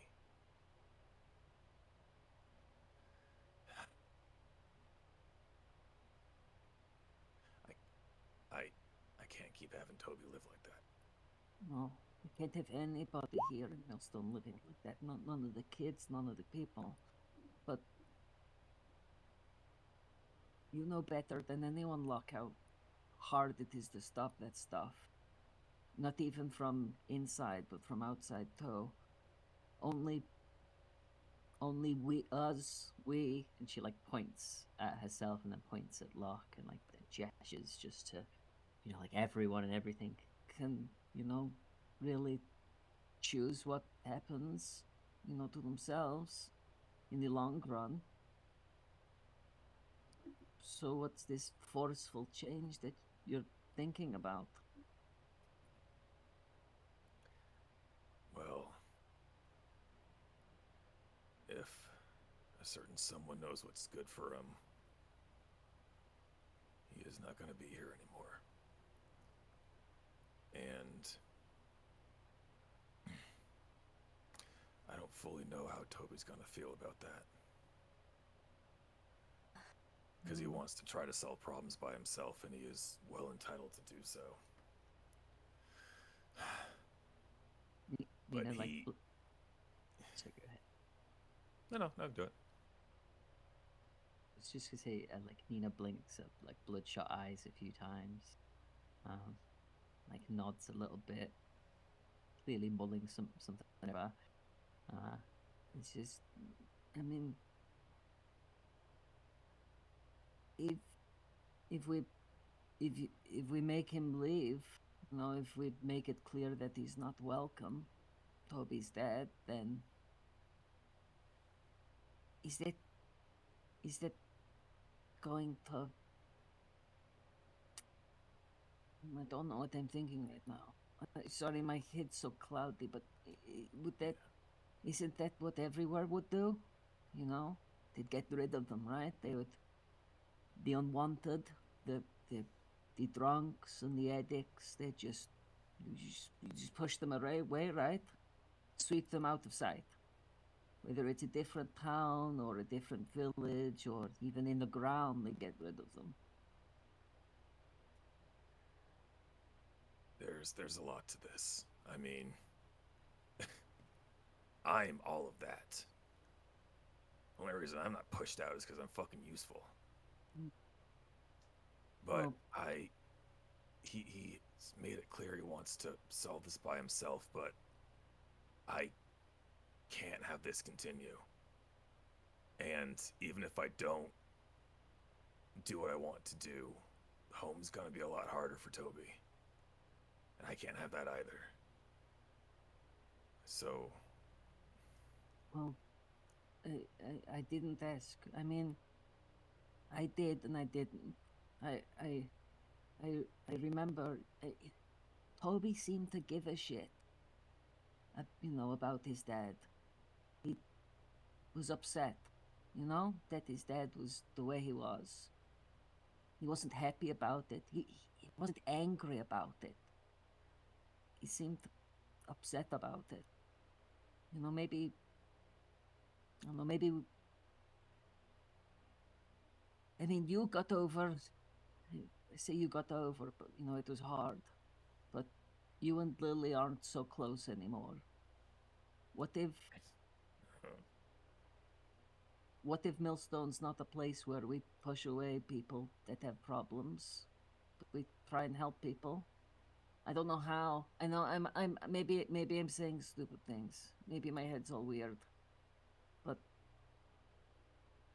No, that's what I needed, Nina. Because you're right. I kind of sideways asked him a couple minutes ago, and he does still care. He does still want to try to do it himself. So I don't know where I was going with what I was saying. I just thought, I just pictured if it was you that was Toby's dad, and I what if, you know, what if everyone gave up on you? What if you gave up on yourself? You know, and that just upset me a little, just for a second. And you know, if Toby's dad had people like us, you know, friends like us, family like us, people like us, there's a pretty big chance that he wouldn't be the way that he is now, right? Most people, in my experience at least, you know, back in the Mart, when I was doing bad things, most people got hooked on stuff because of a lack of fulfillment, you know? Or they had a taste and they got hooked. One of the two. And most people didn't find their way out of those holes. But, you know, I've seen people who have. You have. If Millstone becomes a place that people can get out of those holes if they want, that's something he said. He said that his dad even told him that Millstone was supposed to be a fresh start, you know, a new place where he didn't have these problems. But, you know, it's never that easy. It's always easier saying that stuff. But, you know, people don't get help, right? They don't get help because they know when people find out they have problems, or they tell people they have problems, that the town or the city or the village or their neighbors are just going to push them away and get rid of them. You know, jail, the ground, or moved on. If Millstone's different, then I don't know, maybe we can help people like Toby's dad instead of not.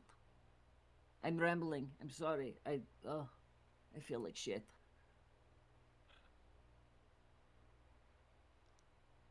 I feel like shit. I know. I'm sorry No, to bring it up. You should be resting. no, fuck me, and fuck you too. We said no sorries. Remember, no apologies when they're not needed. So, screw them. All right, all right. What you want to do about Toby's dead? We can, you know, we can push him away if it's what you decide. But I just think not a good idea. I mean, maybe it is a good idea. You know, who knows? Only time will tell. But we could try and help him. You know, try help No, Toby. You're right. You're right. I was very single-minded after I saw Toby do what he did. But after Yeah, just talking with him and what you just said, it's pretty clear. did it? You know, when you, how did you find out? Was it in a bad way, or I mean, it was always going to be in a, how bad was it? Well, he only just took it, so it didn't fully kick in. Fucking Junes and Belgos was able to get it all out of him. Wait, so it was bad, like, and she like makes a little choking motion, like a hand over her throat. He's a kid and it was his first time. That's no fucking good trip. So yeah. Well, he'll think twice about doing it again. Always a silver lining, I guess. I. When did that happen? Was that today? Where did it happen? How were you at his home? Wait, No, Belgos? this was in the fucking in our little fucking fight arena thing on the other side of June's house. He was going into the last fight and he had just took it. One of the other kids let us know something was wrong, so caught it pretty quick. Nina like blinks a few times and again looks to her left and right, and then reaches out and like shifts the curtain a bit to look outside, and just looks briefly confused. Okay, no, Toby came today. It was today, and it's still light. I don't know when he came earlier, so it's the same day. I should have. I went. He came. We went to Juniper's house, and then I came straight home because I was so tired. So I should have told you. I should have just stuck with the kid. I guess. Jeez, in a mess. Okay. Well, you know what? I'm going to and she like shoves herself off of the chair, like pushes it back under the table. Staggers just one step stagger before catching herself and says, "Okay, I don't know. I just stood up. Are we going to? What are we going to do with Toby? He's gonna he can. stay. I'm all over the place. I'm sorry. I know. Keep No. talking. Keep talking. Hey. Just None talk of that over fucking me. shit. Listen, Toby's gonna stay here for a bit. You're gonna stay here. I can walk imperfectly well. I know, but I'm just gonna have a very brief conversation, and it's gonna be very straightforward. It's gonna be okay. Just chill here. The only thing I need you to do is make sure Toby don't leave for a little bit. Okay. No, I can do that. I can do that. Mm-hmm. We have the door locks from the inside, and I'll just stash the key. Ain't no way he's getting out of here alive. What a day. Wait, he's not even in the room to hear the joke. Okay. Well, I hope he's not like listening in with his ear pressed against the door, because then it'll sound serious. Oh. It's good to see you up, Nina. I know it's not any easier, but we're gonna get this fucking fixed soon. I have things to talk to you about after. Nothing to worry about though. Just good things, probably. I hope. You go. I'll go get. I'll make sure Toby never leaves. Doesn't leave. She like tilts her head back a little bit and says, Toby, you're completely safe in here with me. I'm saying weird things, but I don't mean them the way you think I mean them if you're listening. Just so you know. I'm gonna roll for Toby to see if he was eavesdropping or anything. Oh. I'd say on 5 or lower he would be eavesdropping. Oh, okay. Yeah, he was eavesdropping a little bit. Yeah. Perhaps not from the get-go, but later on he might have heard a Yeah, little he bit. started eavesdropping just as soon as Nina said he'll never leave here alive. It would.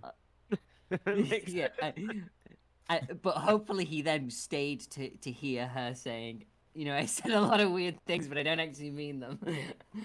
Okay, yeah, I'll babysit, I'll teen sit Toby. I'll just be a couple minutes, and then we can come back and talk about whatever you need to. Okay. You go do your thing, Mr. Sheriff Man, and I'll do my thing as Mrs. Nina person. All right. You can see she's just shaking her head, like she knows that the things that she's saying don't really sound as right as they might normally sound. She knows she's off, if that makes sense. Locke kind of starts turning to leave, but for a moment he's gonna step forward and take one of her hands in his. Very soon, I promise.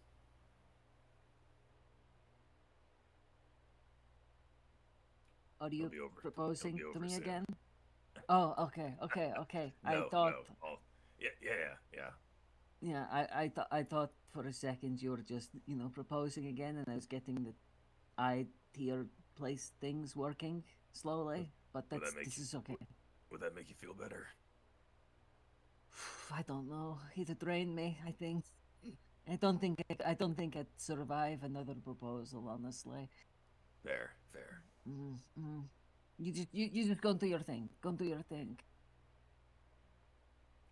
Locke is going to go into the bedroom. He is going to go down to his pack that's laying against the chest of drawers, and he's going to take out one of the adamantine knuckles, put it on one of his hands, and he's going to head down south. Those better be your knocking knuckles. He says as Block leaves. As you leave, you're going to find Toby just sitting at the chair there. At least at the end, he was not dropping for sure. You would never know for the rest. As even though the map doesn't address that it is night right now, since we have finished the arena and all that sorts, it's quite late. So it's a bit dark outside, but fairly easily you can get to that old man Benny's house. Shit, it was this one, right? Here, Ah, I put shit. this taken as well. Ah, Mhm. okay. Close enough. All right. So the minute or so walk down, Locke is just kind of weighing everything.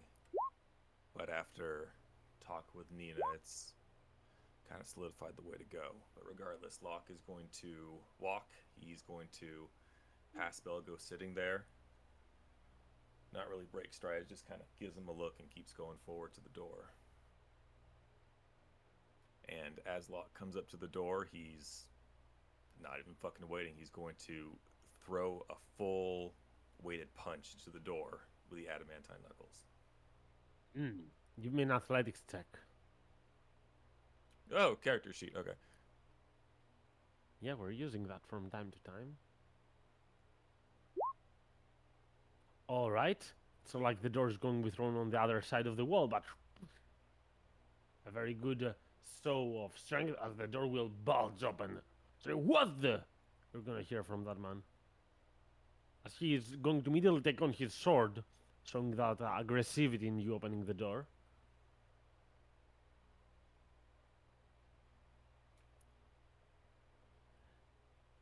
Drop the fucking sword.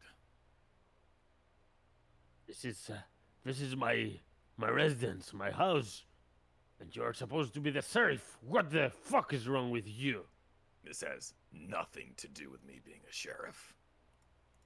See, I don't fucking know why Toby gives a shit about you at all. But you're fucking lucky that he does. Toby is not your concern. Toby is my son. Get out of my house now, or I'll force you to. Ooh. I'm sure this is not gonna go well for the guard, but for the sake of seeing how the story will go, roll some initiatives. Yes. That's how So- we do it. So he will go first and taking. I have a spear attack here on the start block, but it's 1d6, so it's exactly the same. Oh my god. Critical strike for 4 Yeah, yeah. points of damage. As he tries to go for a strike closer to your heart, but immediately you're going to sidestep and you're going to just see the weapon slice you close to your right arm. As he bypasses you and says, "You bastard. What is wrong with you? Why do you care about what my relationship with my son is? Screw yourself. Go out of my house now." And it's you next. All right. having his skin opened and bleeding for the first time in a while really tipping the scale somewhere else. But what Locke is going to do is not do what he wants, but he is going to throw 4 consecutive punches. Reckless. Fuck this twat. I do not believe we're gonna reach 4, but let's see. Okay. He's wearing his armor all day, so I guess he has some extra AC. Okay, 1, 2. The third is the only one that does not hit, but the second one will knock him out. Okay. Are you going on with lethal or is it non-lethal? No, it's non-lethal. But So the second one will put him down, and the third one will, you will just take your strength on the objects around. As maddened by him, you want to keep him alive for reasons.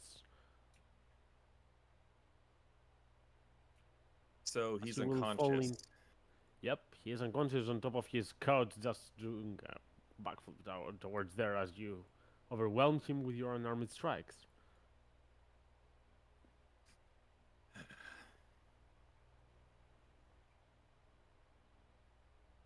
Locke's just heavily breathing. He is fucking adrenaline is coursing.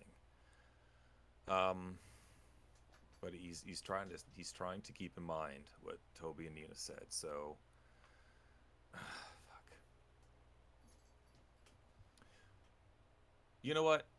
While this guy's unconscious, Locke wants to try to fucking roll the house for any Dream Lily anywhere. Is that a thing I can try? Of course, give me an investigation check. Back. Sorry.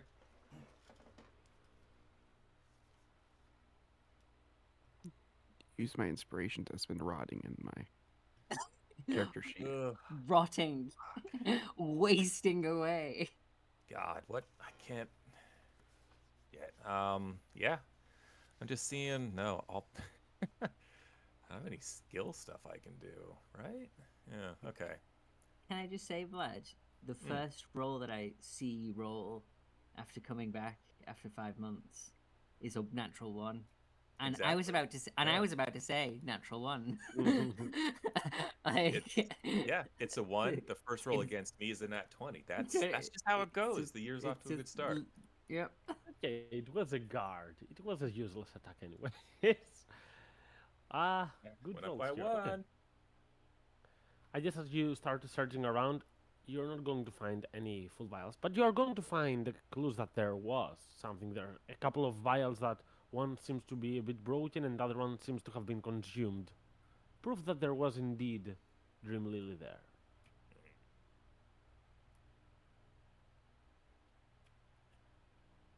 Well, after not being able to find anything, Locke's just gonna go over to Benny's.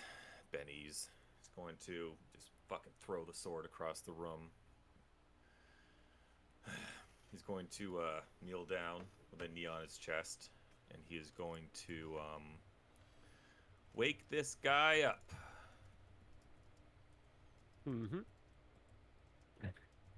Someone is gonna enjoy this. So yeah, you're gonna see him gasp.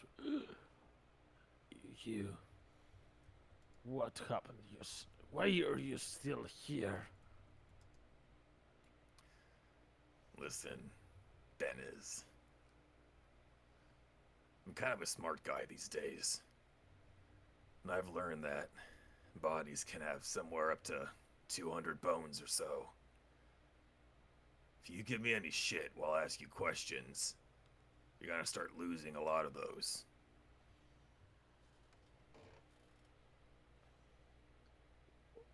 You feel me? Wow. He will grind in pain and will just not tell me what the fuck you want.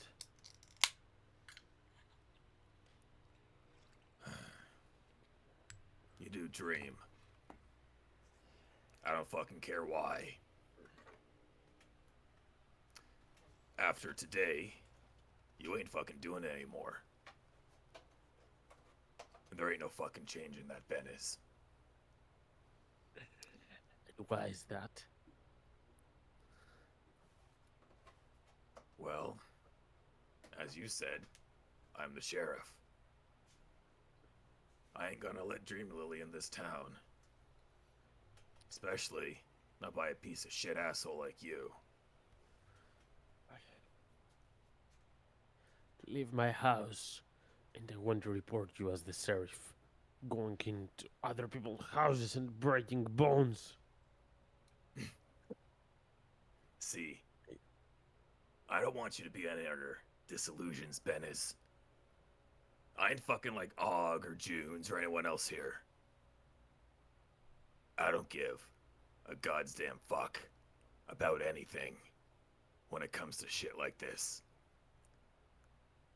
I challenge you to leave this house and tell fucking everyone in this town what I did. Because that's only gonna make things worse for you.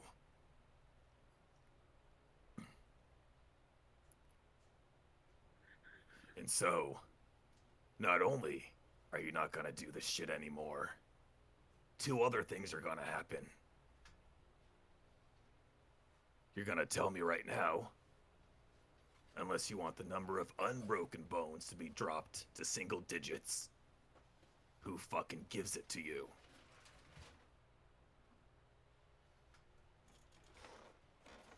Okay,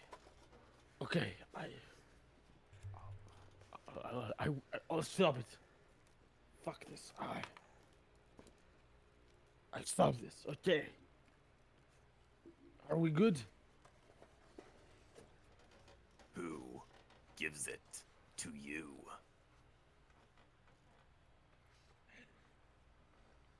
It's a guy that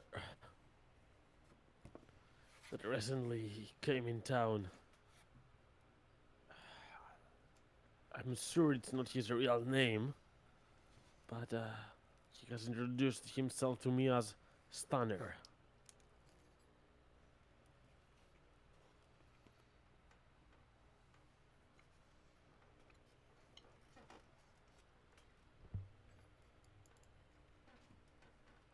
He's easily recognizable. He's a bit scary looking, thin, and has a scar on his right cheek.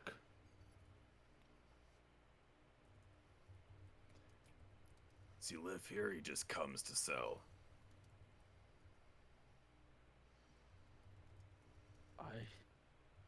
I don't know. I think that he comes just to sell, but he's coming quite frequently, so I assume he must have some acquaintance to cross by.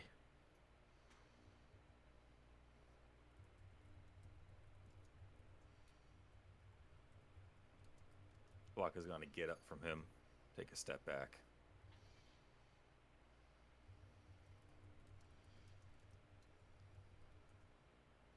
I'd like to think you somewhat intelligent and that you understood everything I said. I did.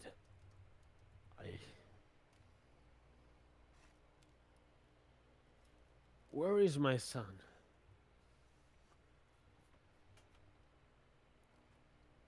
Your son's recovering.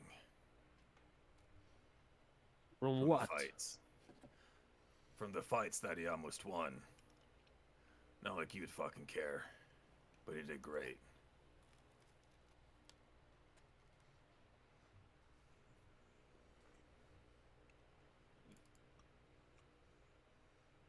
Is that it? Do you want something else? Just one more thing, yeah. And I'll make this one nice and short, so it's easily memorable.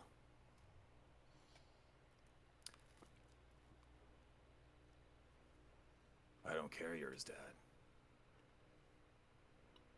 You lay a hand on Toby again, I'm fucking ripping you apart. Is that clear? Ben is.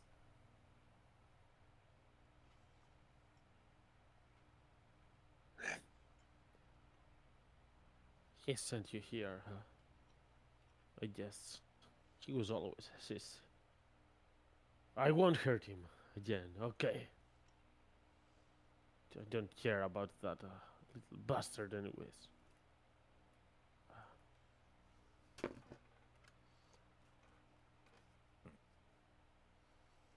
Glad we have an understanding.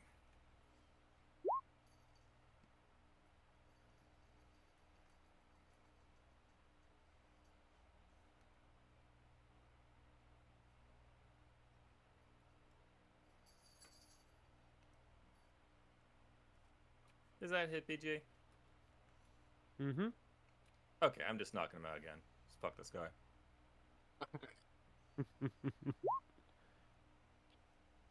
2 levels of exhaustion.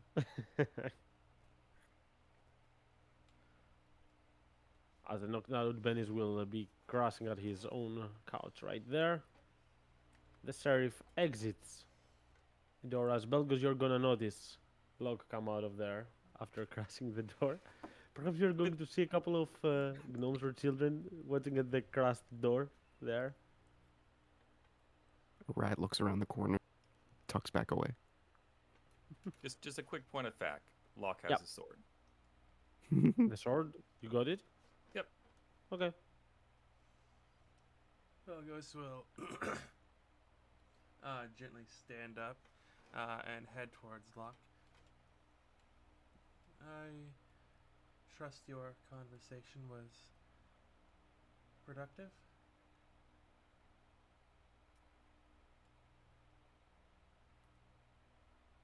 We'll see. Well, But there's few people dumb enough not to understand what I said. am I going to require my medical bag or my notebook for this?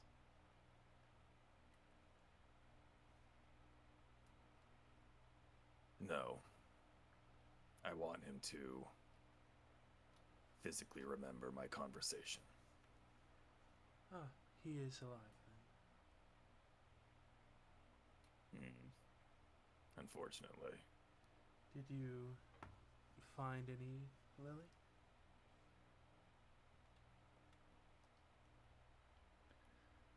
Remnants. Nothing full. But, come the next morning, I intend on meeting someone who will. I can double check if you like. I have spells that can find it, or any other substance.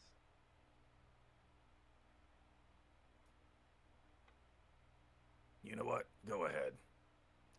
I can, I have a good feeling you won't object.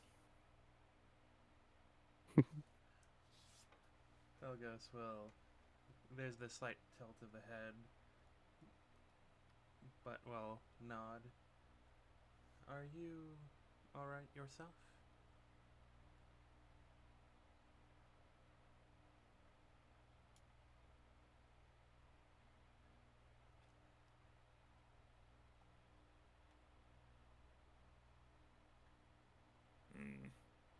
I'm fine. Belgos will nod and then head towards the house, but will call to Locke over their shoulder. Do, Mr. Mr. Lockhart, do remember, you have I've been trying to schedule an appointment with you for some time, as well as Miss Nina Evella. She seems most reluctant to enter my temple for some reason.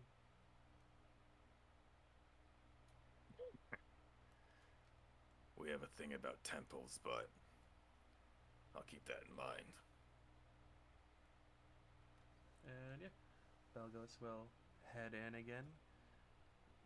First thing they will do is a check on Toby's dad. Not to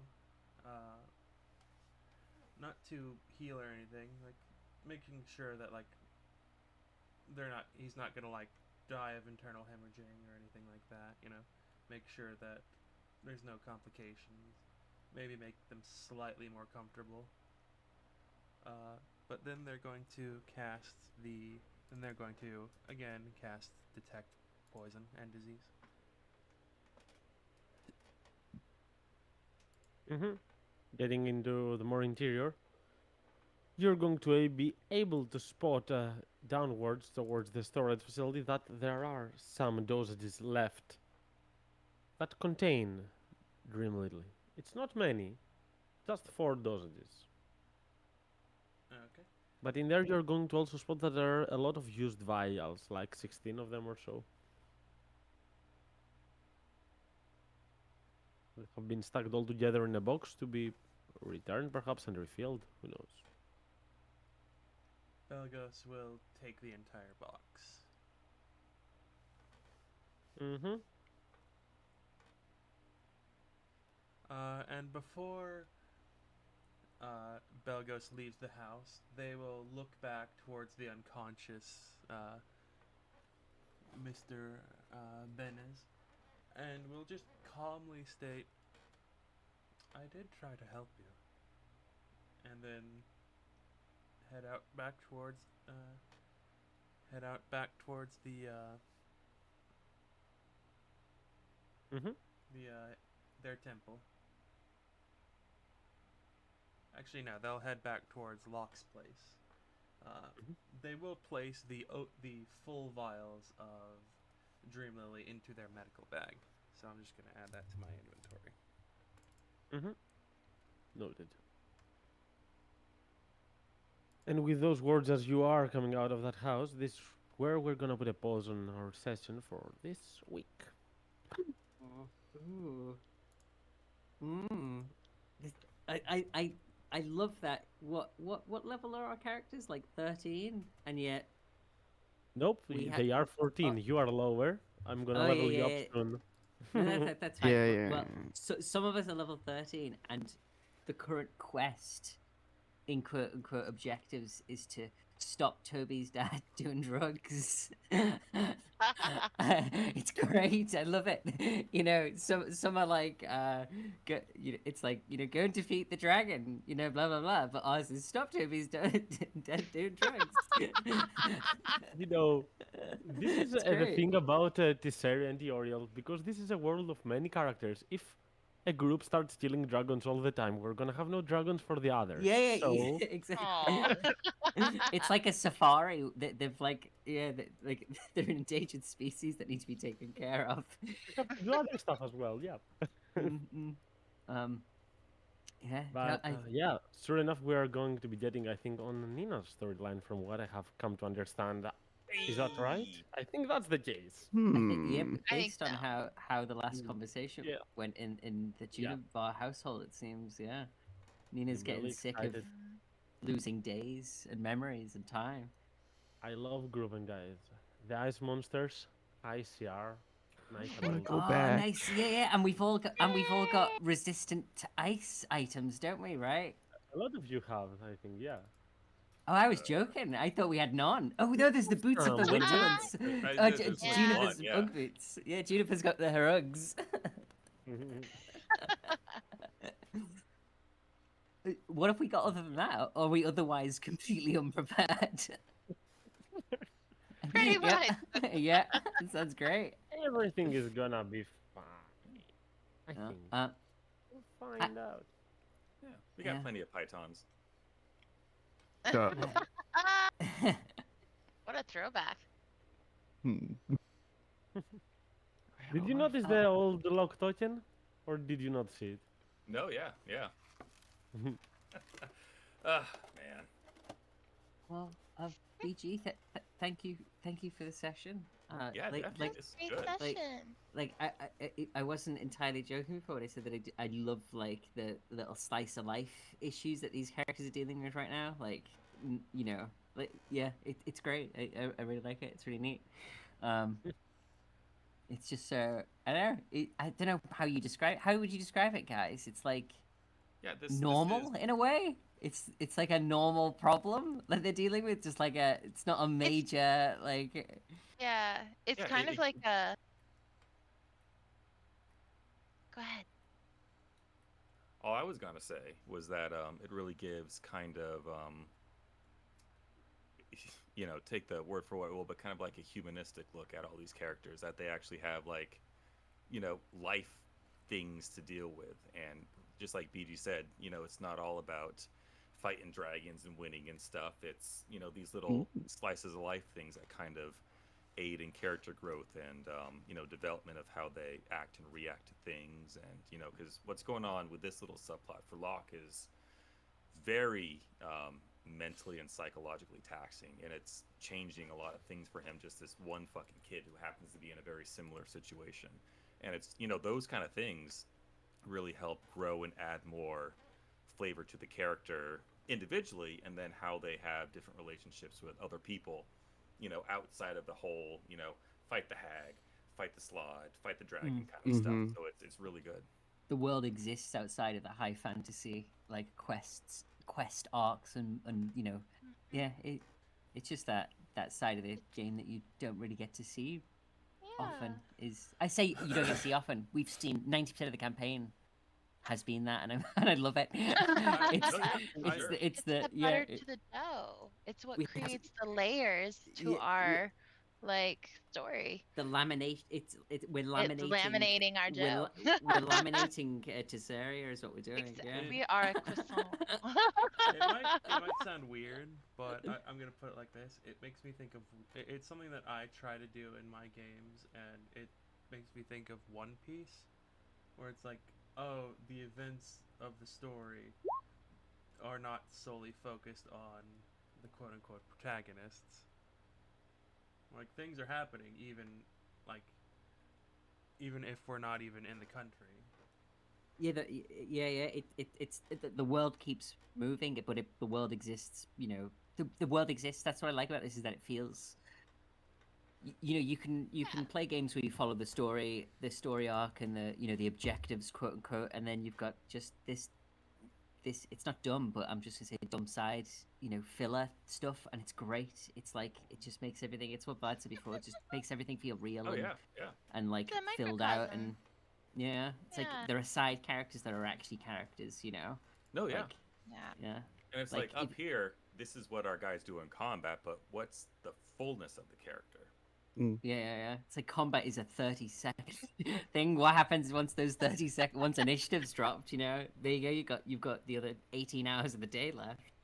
You get to Yeah. see like how the characters too, like at every level, deal with different level of what would you say, encounters? Not even, but like conflicts of different degrees. So it goes from us hanging out with hags and dragons to like the little stuff like you were saying, and how Locke, for example, how he deals with cultists versus drunken dads. This is all very defining of his character. It's kind of fun. Yeah, this Locke looking into a, you know, a hazy mirror at a kid that is in a situation that he, you know, was in once upon a time. Which is But, literally like the only way you could do it too. You can't put a dragon in front of Locke and be like, look at yourself. He has a dream lily addiction. Yeah. It's drinking too much. The dragon really needs a helping hand. Yeah. I was fully on board the whole kill his dad thing. Like, his dad sounded like, you know, an evil drug feel like dealing, we all drug were. using, child abusing Yeah. asshole. But then, like, as Nina, I was like, but man, Millstone's supposed to be different, right?